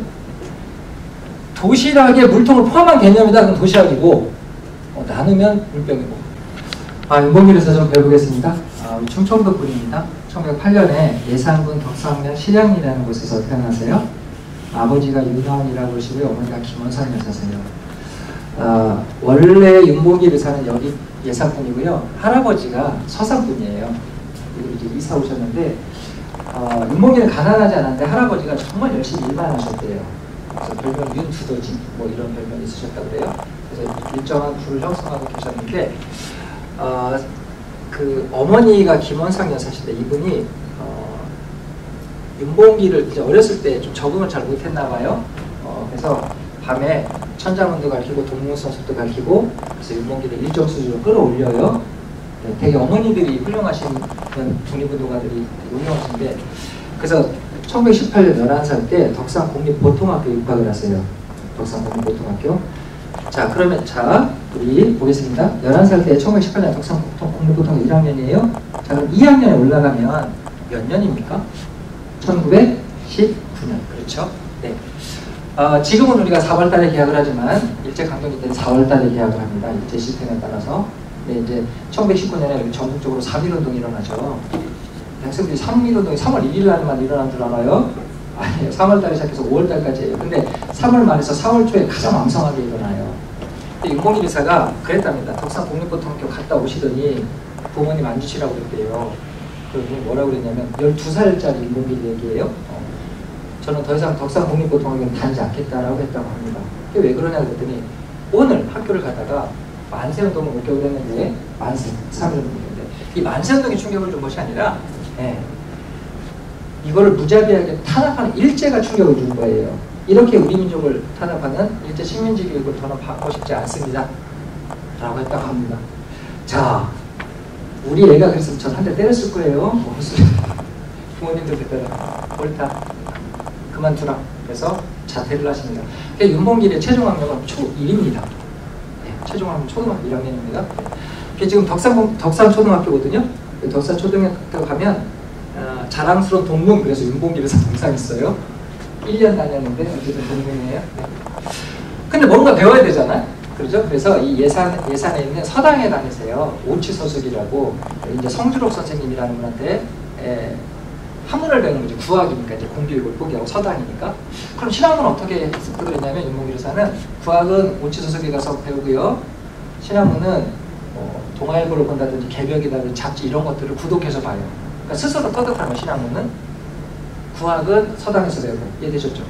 그러니까 이 당시 개벽이라든지 동아일보를 봤다는 것은 상당히 재력이 있는 집안이라고 봐야 되겠죠. 그죠? 저는 아직도 동아일보 못 봐요. 구독해서. 이상한 소리 그러지? 네. 그런데 그런 윤봉길한테 뭐라 그럴까? 충격적인 일이 하나 벌어지는데 오치서석에서 이렇게 공부를 하고 왔어요. 지금도 그런데 그 오치서석하고 윤봉길 의사 생가 사이 앞에 공동묘지가 있어요. 공동묘지가 있는데 윤봉길 의사 공부하고 이렇게 오는데 어떤 청년이 딱 나타나더니 당신 글을 아느냐 이렇게 물은 거예요. 그러니까 윤봉길 의사가 안다 왜 그러냐 그랬더니 아, 내가 요 앞에 공동묘지다 우리 아버님을 모셨는데 내가 너무 오랜만에 와서 아버님 묘를 못 찾는다는 거예요. 왜 우리 공동묘지가 우리 지금처럼 잘 정비된 이런 공동묘지가 아니에요. 앞에 편말 누구 이렇게 편말 꽂아놓은 거 있잖아요. 그걸 보고 찾아야 되는데 자기가 글을 못 읽는데요. 그래서 아버님 묘를 못 찾는다는 거지. 그러니까 당신 글을 안 되니까 좀 찾아달라는 거예요. 여기까지 정상적이죠. 네, 그러면 이게 정상적인 사람이라고 한다면 윤봉기를 윤봉기를 데려가서 찾아야 되잖아요. 근데 이 청년은 친절을 베푼다고 그 공동묘지는 몇 배를 다 뽑아온 거예요. 다 뽑아온 거예요. 그리고 우리 아버지가 근데 찾아라. 그냥 윤봉기 새끼 찾아줄게 주죠. 근데 당신이 이거 어디서 뽑은지 아냐고. 이걸 모르는 거예요. 지금 이해하고 있는 거죠? 델프 가서 읽어달라고 해야 되는데 이거 뽑아서 온 거예요. 윤봉길서가 크게 깨닫습니다. 이때 뭐라고 깨달으냐면 일제 식민 통치보다 조선 총독부 통치보다 더 무서운 것은 우리들의 무지함이다. 이 얼마나 무식한 짓을 하신 거지 지금. 이거 본인 아버지 묘만 잃어버린 게 아니라 다른 사람들까지 다 잃어버리게 만든 거예요 지금. 조선 총독부 통치보다 일제 식민 통치보다 더 무서운 것은 우리들이 갖고 있는 무지함이다라는 거예요. 그래서 이때부터 민족운동의 길로 나서기 시작을 합니다. 이해되셨습니까? 이게 1926년 얘기입니다. 그래서 야학두개설에서 아이들 가르치고요.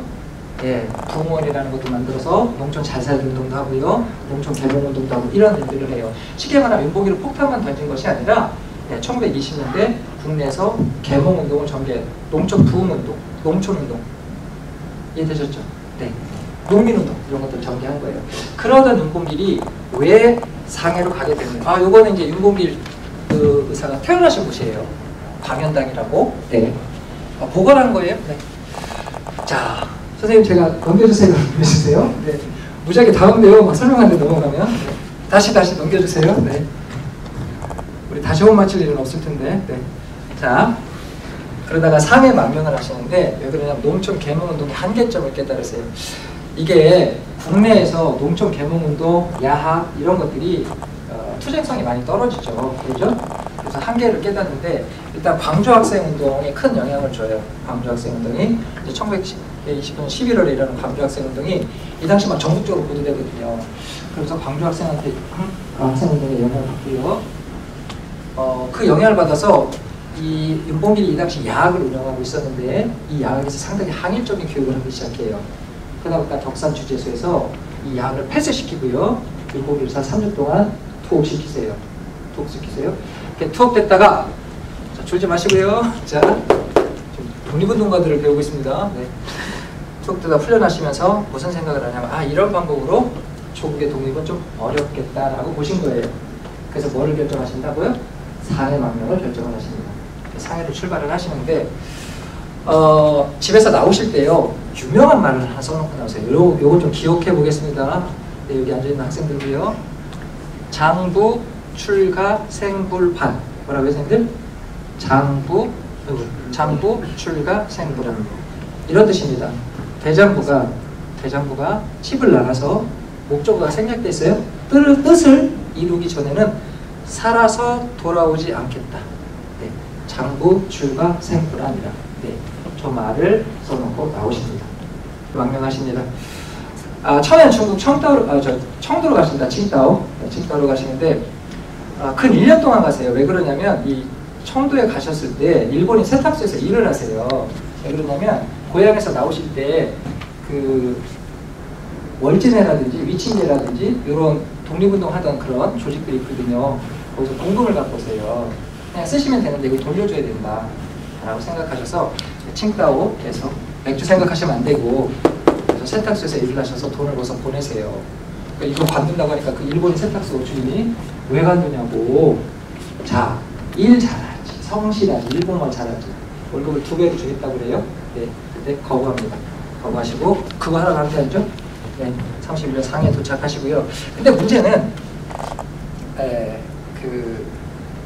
윤봉길사 독립운동 하러 오셨잖아요. 그럼 이제 대한민국 임시정부에 가고 이렇게 만나서 이렇게 접촉을 하셔야 되는데 백범 김구 선생님께서 국내에서 독립운동 하러 오겠다고 하는 청년들을 이렇게 왔다고 직접 다이렉트로 만나주진 않아요.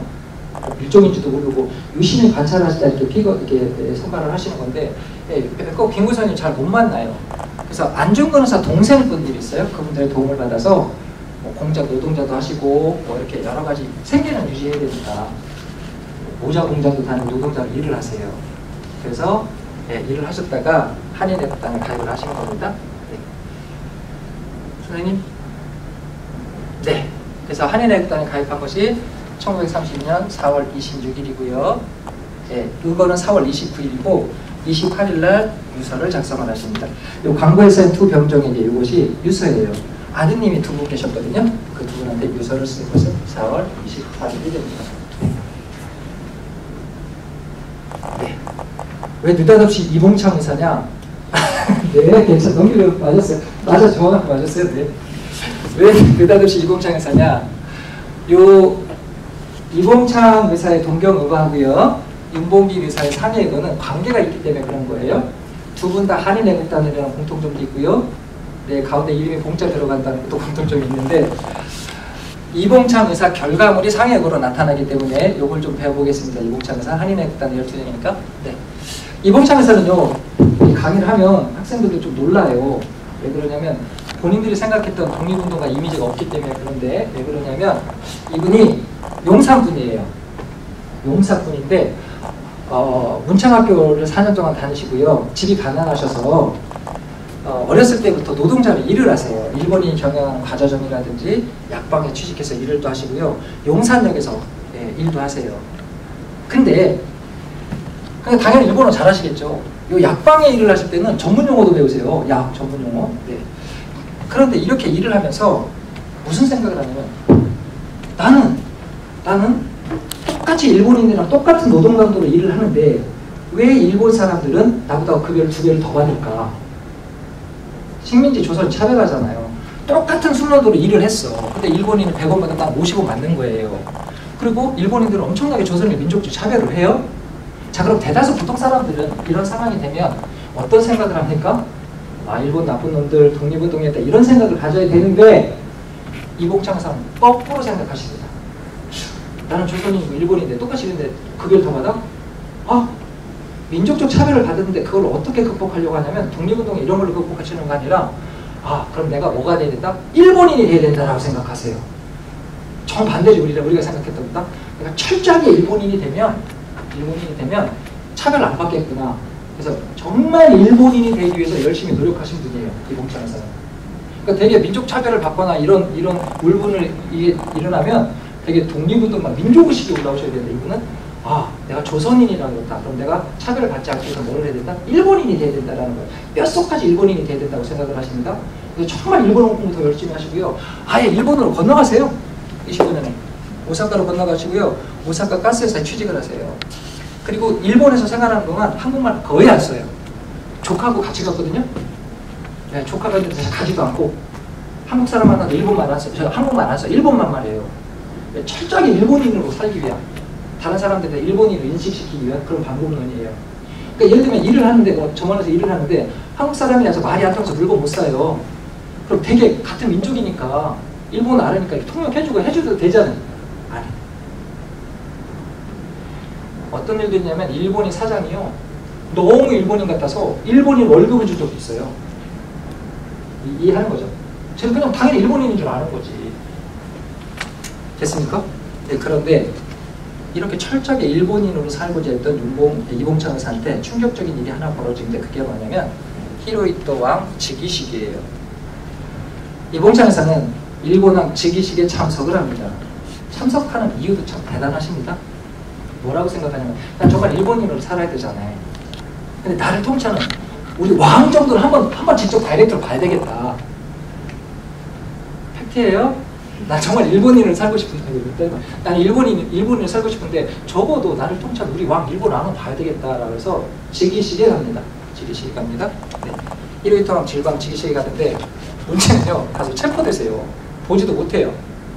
왜 그러냐면 정말 나를 통치한 일본 왕을 보러 가셨는데 주머니에 뭐가 있었냐면 한국에서 온 편지가 있었어요. 그 편지는 아무 내용 아니에요. 그냥 친구가 보낸 편지요. 잘 살아라 뭐 이런 거 안부 편지예요. 근데 이제 검문을 당했겠지. 근데 일본 애들이 이걸 봤는데 이 체포한 일본 경찰이 한글을 못 읽어요. 못 읽어. 당연히 못 읽겠죠. 그럼 이 내용을 읽으면 아무것도 아니라고 할 텐데 이 한글이잖아요. 이거 불문서라고 본 거예요. 그래서 이봉창 의사를 체포하세요. 체포하고 구금해요. 그래서 결국 이봉창 의사는 1회 동안 즉위식을 보지 못해요. 이해됐습니까? 네, 그리고 풀려났는데 이때부터 일본인들의 시각이 바뀌기 시작하는 거지. 제가 왜 저기 들어갔다 왔을까? 그러면서 이봉창 의사도 생각을 바꾸기 시작합니다. 아, 이런 것들을 극복하기 위해서 뭐를 해야 된다? 독립운동을 해야 된다 라고 생각을 하시는 거예요. 그래서 철저하게 일본인으로 살기 위해서 이름도 바꾸셨어요. 기노시다 쇼조라고. 네. 그러다가 어디로 가신다고요? 상해로 가보겠습니다. 좀 빨리 하겠습니다. 아이고. 중국 상해로 건너가십니다.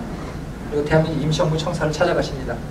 상해 가셔도요, 철저하게 일본인 행사가 가세요. 대한민국 임시정부 청사 가실 때도 일본 애들 개다 먹고 있잖아요. 그거 일본인 복장을 하고 가요. 그래서 대한민국 임시정부들도 상당히 경계했던 분이에요. 그러다가 네, 백봉 김구 선생님을 만납니다. 자, 백봉 김구 선생님이 그런 얘기를 합니다. 그 이봉창 의사가 어느 술자리에서 그런 말씀을 하셨어요. 왜 우리 이렇게 술을 좀 먹으면 좀 기분이 업되잖아. 업되죠? 아, 왜들 그러십니까? 다들 먹어봤으면서. 그래서 막 당신들 도대체 이 상이 얌전한 곳에서 뭐 하는 거냐. 나 일본에 있을 때 내가 일본 왕이 한번 간 적이 있다. 나한테 그때 폭탄만 있었다고 하면 난 일본 왕도 죽일 수가 있었다. 막 얘기하신 거예요. 백복 교수님 이거 듣고 득템하신 거지. 아, 이거다. 그래서 이봉창에서 오시면 만나요. 정말 내가 폭탄을 2개 주면 가서 일본 왕을 죽일 수 있겠냐고 묻죠. 그때 이봉창에서 이런 말씀을 하십니다. 저는 인간으로서 즐길 수 있는 즐거움, 유일한 다 즐겨봤습니다. 느껴봤습니다. 이제 진정한 유의를 느끼고 싶습니다. 독립운동하고 승복하시겠다는 뜻이죠. 이해되셨습니까? 나는 인간으로 느낄 수 있는 유일한 유의는 다 즐겨본 사람이다. 난 진정한 유의를 느끼고 싶다. 폭탄만 주십시오. 네, 가서 일왕을 처단하겠습니다. 갖고 가십니다. 동백했습니다, 선생님. 네. 일본 고베에 도착하십니다. 12월에. 네. 그래서 요요기 연병장에서 거행된 관병식에 일왕이 참석한다는 기사를 봅니다. 아, 일본은 음력이 없어요? 선생님들, 일본에도 음력이 없어요. 1860년 메이지 유신하면 계속 양력만 써요. 그래서 일본 모든 공식 행사가 1월 1일부터 시작해요. 자, 그리고 32년 1월 8일입니다.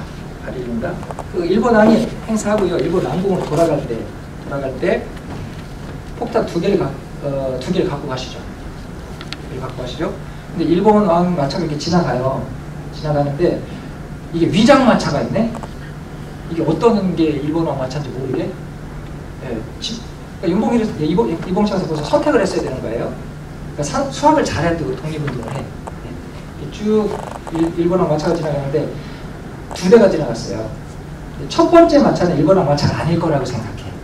그래서 선택한 건 2번째 마차였어요. 근데 첫 번째 마차가 일본 왕 마차였어요. 이해됐죠? 네. 그러니까 잘못 맞춘 거지. 잘못 맞춘 거예요. 2번째 마차에다 폭탄 던졌는데 또 이것도 잘 안 터져. 소리만 됐다 크게 나고 안 터져요. 그래서 원래는 실패한 거예요. 근데 이봉창 씨 참 대단하십니다. 이거 직후의 사진이에요.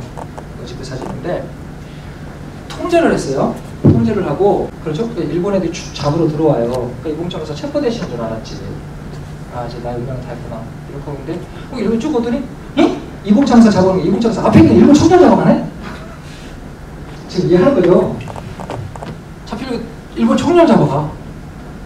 이봉창에서 즐거워하지 않습니다. 자수합니다. 거기서. 국장도 안 하고 나라고. 왜 그렇겠어요? 물어요. 일본 애들이. 왜 자수했냐 물어요. 나는 나의 조국을 독립시키기 위해서 이렇게 독립운동을 한다. 근데 나의 독립운동으로 인해서 아무 죄 없는 일본 사람이 죽는 걸 원치 않는다. 따라서 난 자수했다. 이렇게 얘기하십니다. 그 정도에서 박수 막 치고 그러던데. 아, 됐어요. 옆구리 아프고.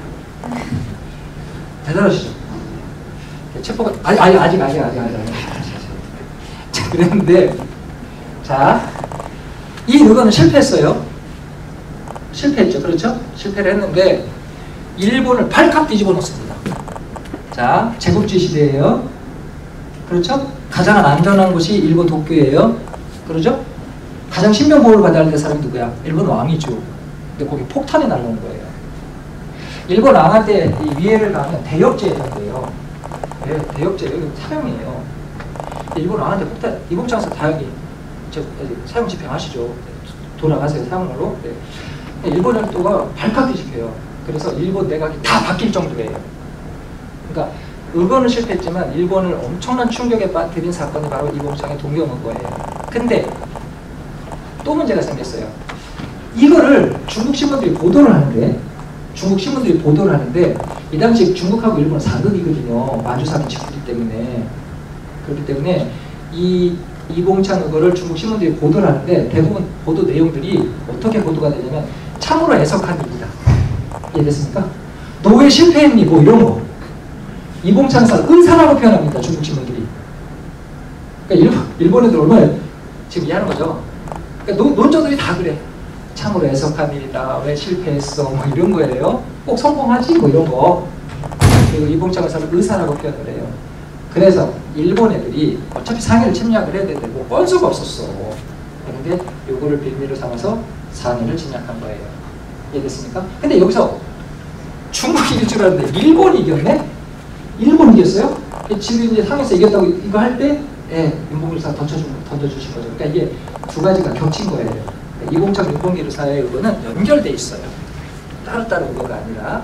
자, 상해 의거를 좀 보겠습니다. 아주 역사적인 건데요. 32년 4월 29일 11시 40분경이고요. 아까 말씀드린 것처럼 상해 사건 전석 축하시키고 천장들 기념시켰습니다. 자, 여기서 다친 사람들 볼게요. 시라카와 대장이라고 상해 파견군 1번부 사령관입니다. 사망을 하고요. 가바타 1번 거리민단장 사망을 합니다. 우에다 중장은 왼발 절단을 하고요. 노무라 중장이라고 일본 상황대 사령관대 실명을 합니다. 무라 충영사가 중상을 입고요. 네. 시게미치 마모를 하고 주중공산대 다리에 중상을 입습니다. 자, 그러면 여기서 죽은 사람은 둘이죠. 시라카와 대장하고 가바타 1번 거리민단장. 그러죠? 네. 근데 엄밀히 말하면 시라카와 대장은 본인 잘못도 많아요.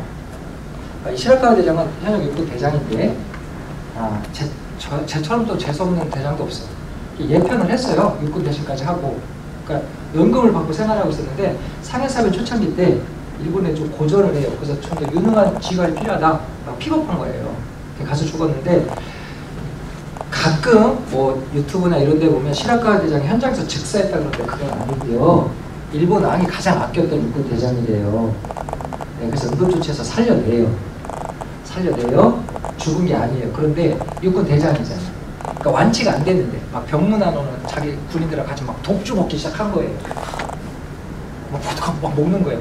그러니까 이거는 무슨 얘기인지 알겠죠? 네, 본인 잘못도 더 커요. 뭐 하여튼 그래서 한참 뒤에 죽어요. 이해됐습니까? 어쨌든 팩트 체크 하고요.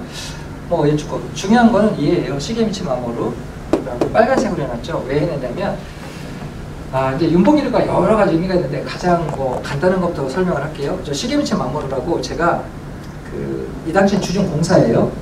주중공사인데 이때 다리 중상을 입어요. 그래서 평생 절어요. 우리 광복과 해방, 광복이란 말 들어봤고 광복이란 말 있고요. 해방이란 말 있죠. 해방 그러죠? 네. 근데 기왕이면 광복이란 이게 뭐 틀린 말은 아니지만 민족운동사, 독립운동사 차원에서 광복이란 말을 쓰시는 게 맞아요. 왜 그러냐면 이 광복이란 말에 능동의 의미가 있고요. 해방이라는 말에 수동의 의미가 있어요. 이게 비광자에다 다시 복자 쓰는 건데 이건 무슨 뜻이냐면 우리가 찾아왔다는 의미의 용어예요. 그러니까 1940년 8월 15일이 우리가 열심히 독립전쟁을 벌여서 독립운동을 벌여서 우리가 찾아왔다는 의미를 갖고 있는 건 광복이라는 용어고 해방이란 말은 우리는 그렇게 노력을 하지 않았는데 2차 세계대전이 연합국의 승전은 끝나서 우리한테 주어졌다는 의미를 갖고 있어요. 이해됐죠? 그러니까 주체적인 측면에서는 광복이라는 영화 맞은 표현이죠. 그러니까 우리가 독립운동에서 찾아왔다는 의미. 그래서 8월 15일이 해방절이 아니라 광복절인 거예요. 이해됐습니까? 자, 여러분들 노비 해방 들어봤죠? 노비 광복은 없잖아. 이 광복의 의미를 상징적으로 보여주는 게 바로 저 시게미치 마모루예요. 제가 이때 다리 중간 평생 다리 졌다고 그랬죠. 근데 여러분들 1945년 8월 15일은 일본이 항복한 날이에요. 2차 세계대전이 공식적으로 끝나는 게 아니죠. 맞잖아요. 전쟁 안 하고 항복한 날이지 2차 세계대전이 공식적으로 끝나는 건 아니죠. 그럼 공식적으로 끝나려면 어떻게 해야 돼요? 전범국인 일본 왕이 연합국 사령관 앞에 가서 항공사에 사인해야 끝나는 거죠. 그러죠?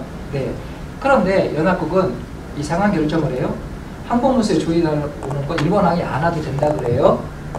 이거 설명하면 좀 길어지니까 예, 건너뛸게요. 안 와도 된다 그래요. 자, 그러면 일본 왕을 대신해서 갈 사람은 누구냐? 외교를 담당했던 외무 대신이 가야 돼요.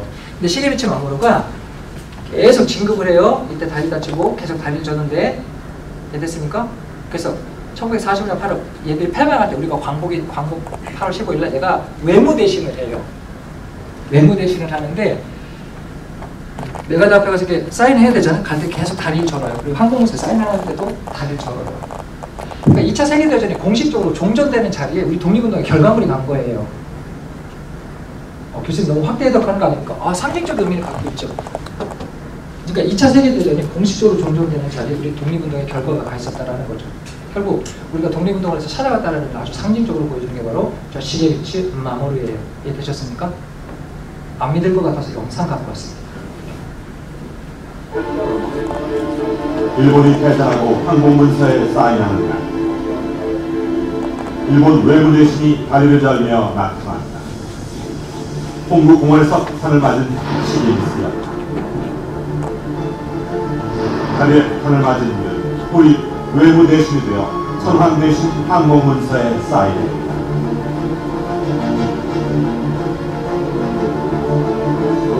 네, 한번 보겠습니다. 더 큰 의미는 마지막에 정리를 할게요. 일단 넘어가서 진도를 나가야 되니까. 1932년 5월 25일 날 상해 파견군 일본군 군법회의에서 사형 판결을 받습니다. 사형 판결을 받습니다. 윤봉길 의사 1심이었습니다. 불법이었기 때문에. 네. 그 안중근 의사 같은 경우에는 사형 판결 내리고 바로 사형 집행하거든요. 근데 윤봉길 의사는 계속 질질 끌어요. 그래서 12월까지 갑니다. 사형 집행을 하지 않고. 다 보겠습니다. 11월 18일 날 오사카 육군 일수형무소로 옮기고요. 12월 19일 날 가나자와시라고 금택시라고 시라카 대장이 사단장 했던 그 부대래요. 가나자와시까지 끌고 갑니다. 그래서 오전 7시 40분 총사령으로 사형 집행을 합니다. 네. 그리고 가나자 육군부지 입구에 매장을 합니다. 발고다리를 앉을 수 있는 거예요. 그래서 4월 29일 날 득을 했고 5월 달에 사형 판결을 받았는데 사형 집행은 12월 달에 일본까지 끌려가셔서 사형 집행을 당하십니다. 다음 보겠습니다. 이게 사형 집행될 때 모습인데 네. 왜 이런 모습으로 사형 집행을 했냐면 윤봉길에서 이제 얘들이 일본 애들이 사형 집행하러 갔잖아요. 누를 놓고 갔는데 무릎을 꿇쳐놓은 상태에서 사형 집행을 하려고 하는데 윤봉길에서 거부했겠죠. 그 다음에 지금 뒤에 보이니까 요즘 이 틀에 묶은 거예요. 묶어서 못 일어나게 무릎을 꿇쳐놓은 상황에서 총사령을 집행합니다. 다음 사진 좀 정확할 거예요. 네, 이렇게 사형 이거 보이시죠? 이렇게 뭐 조준 사격했다고 합니다. 총알 자국이라고. 네. 이렇게 사형 집행이 되는데 우리 양준근의 유해는 아직 못 돌아왔어요. 못 찾아서. 근데 윤봉길 사 유해는 돌아왔어요. 돌아왔는데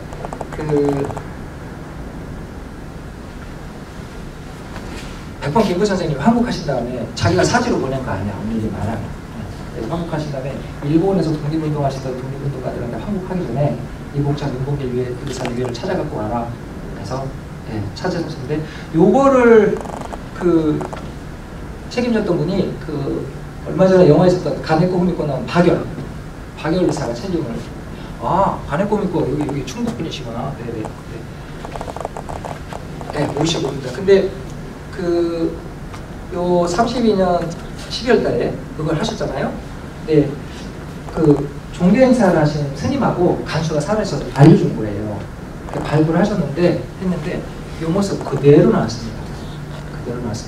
그래서 예산에 가면 윤봉길 기념관이 있거든요. 거기 가면 틀도 전시되어 있어요. 틀도. 네. 다음 보겠습니다. 요 발굴하던 모습이에요. 네. 그래서 광복회에 돌아오셨는데 그 다음에 국립묘지가 없어요. 국립묘지가 없어서 효창원이라고 지금 서울 가면 숙명여대 앞에 효창공원이라고 있습니다. 거기 가면 3.24 묘역이라고 있어요. 윤봉길, 이봉창, 백정기 이 세 분 모셔 있고요. 그 당시 국립묘지가 없어서 그리고 끝에 이건 가묘예요. 네, 여기는 저기 안중근 의사 위에 돌아오면 저기다 앉혀야겠다고 간을 만들어 놓은 거예요. 네, 다음 보겠습니다. 네, 마지막으로 정리를 해보겠습니다. 윤봉길 의사의 의의를 볼 텐데 한 5분만 더 할게요. 네. 우리 대한민국 임시형 1919년 상해운동 이후에 상해에서 대한민국 임시형부가 만들어집니다.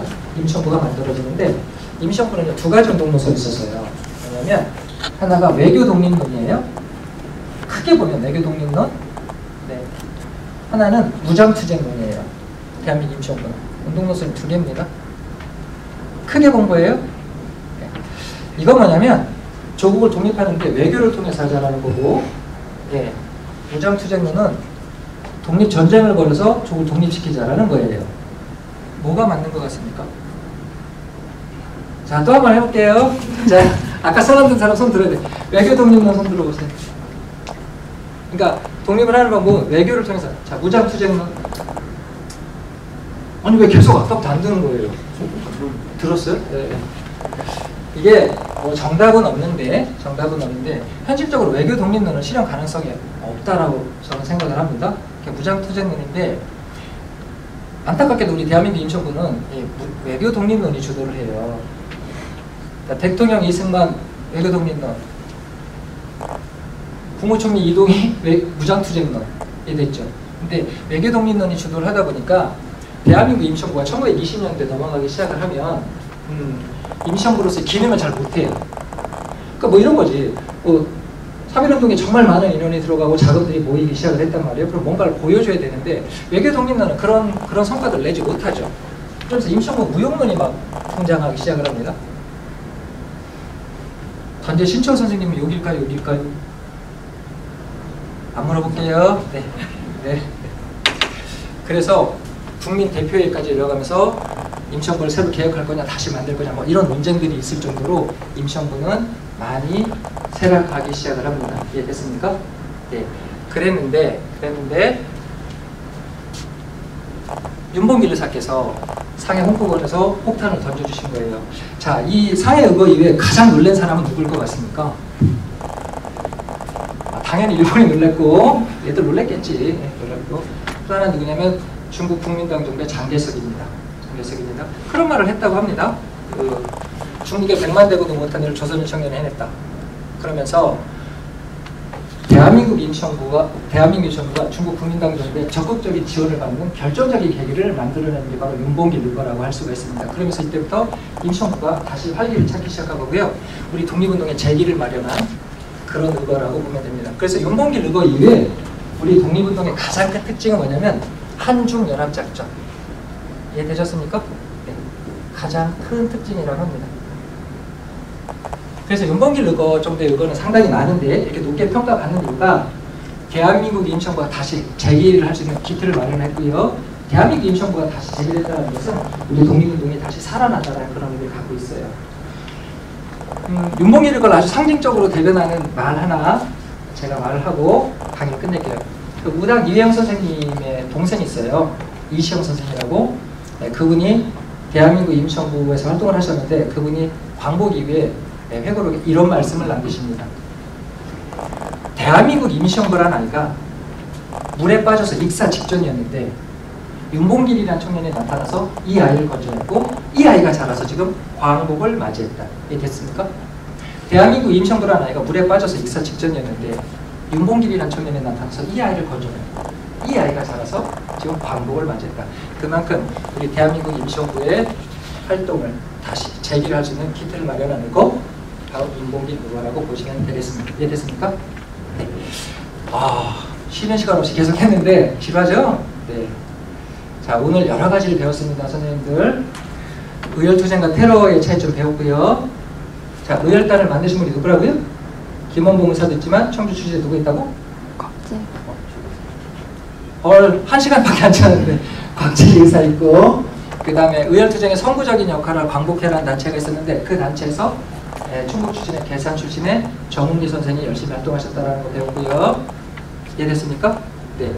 그 다음에 대표적인 윤봉길 의거 의의와 과정을 좀 배웠습니다. 예사분이기 때문에. 네. 그래서 강의를 했는데 뭐 처음에 시작할 때 얘기했던 거, 광복의 의미, 의열투쟁의 의미, 충청도 독립운동가들의 삶을 좀 되새겨보는 시간이 됐을 거라고 생각을 합니다. 이해되시죠? 여기서 강의를 마치도록 하겠습니다. 고생들 하셨습니다.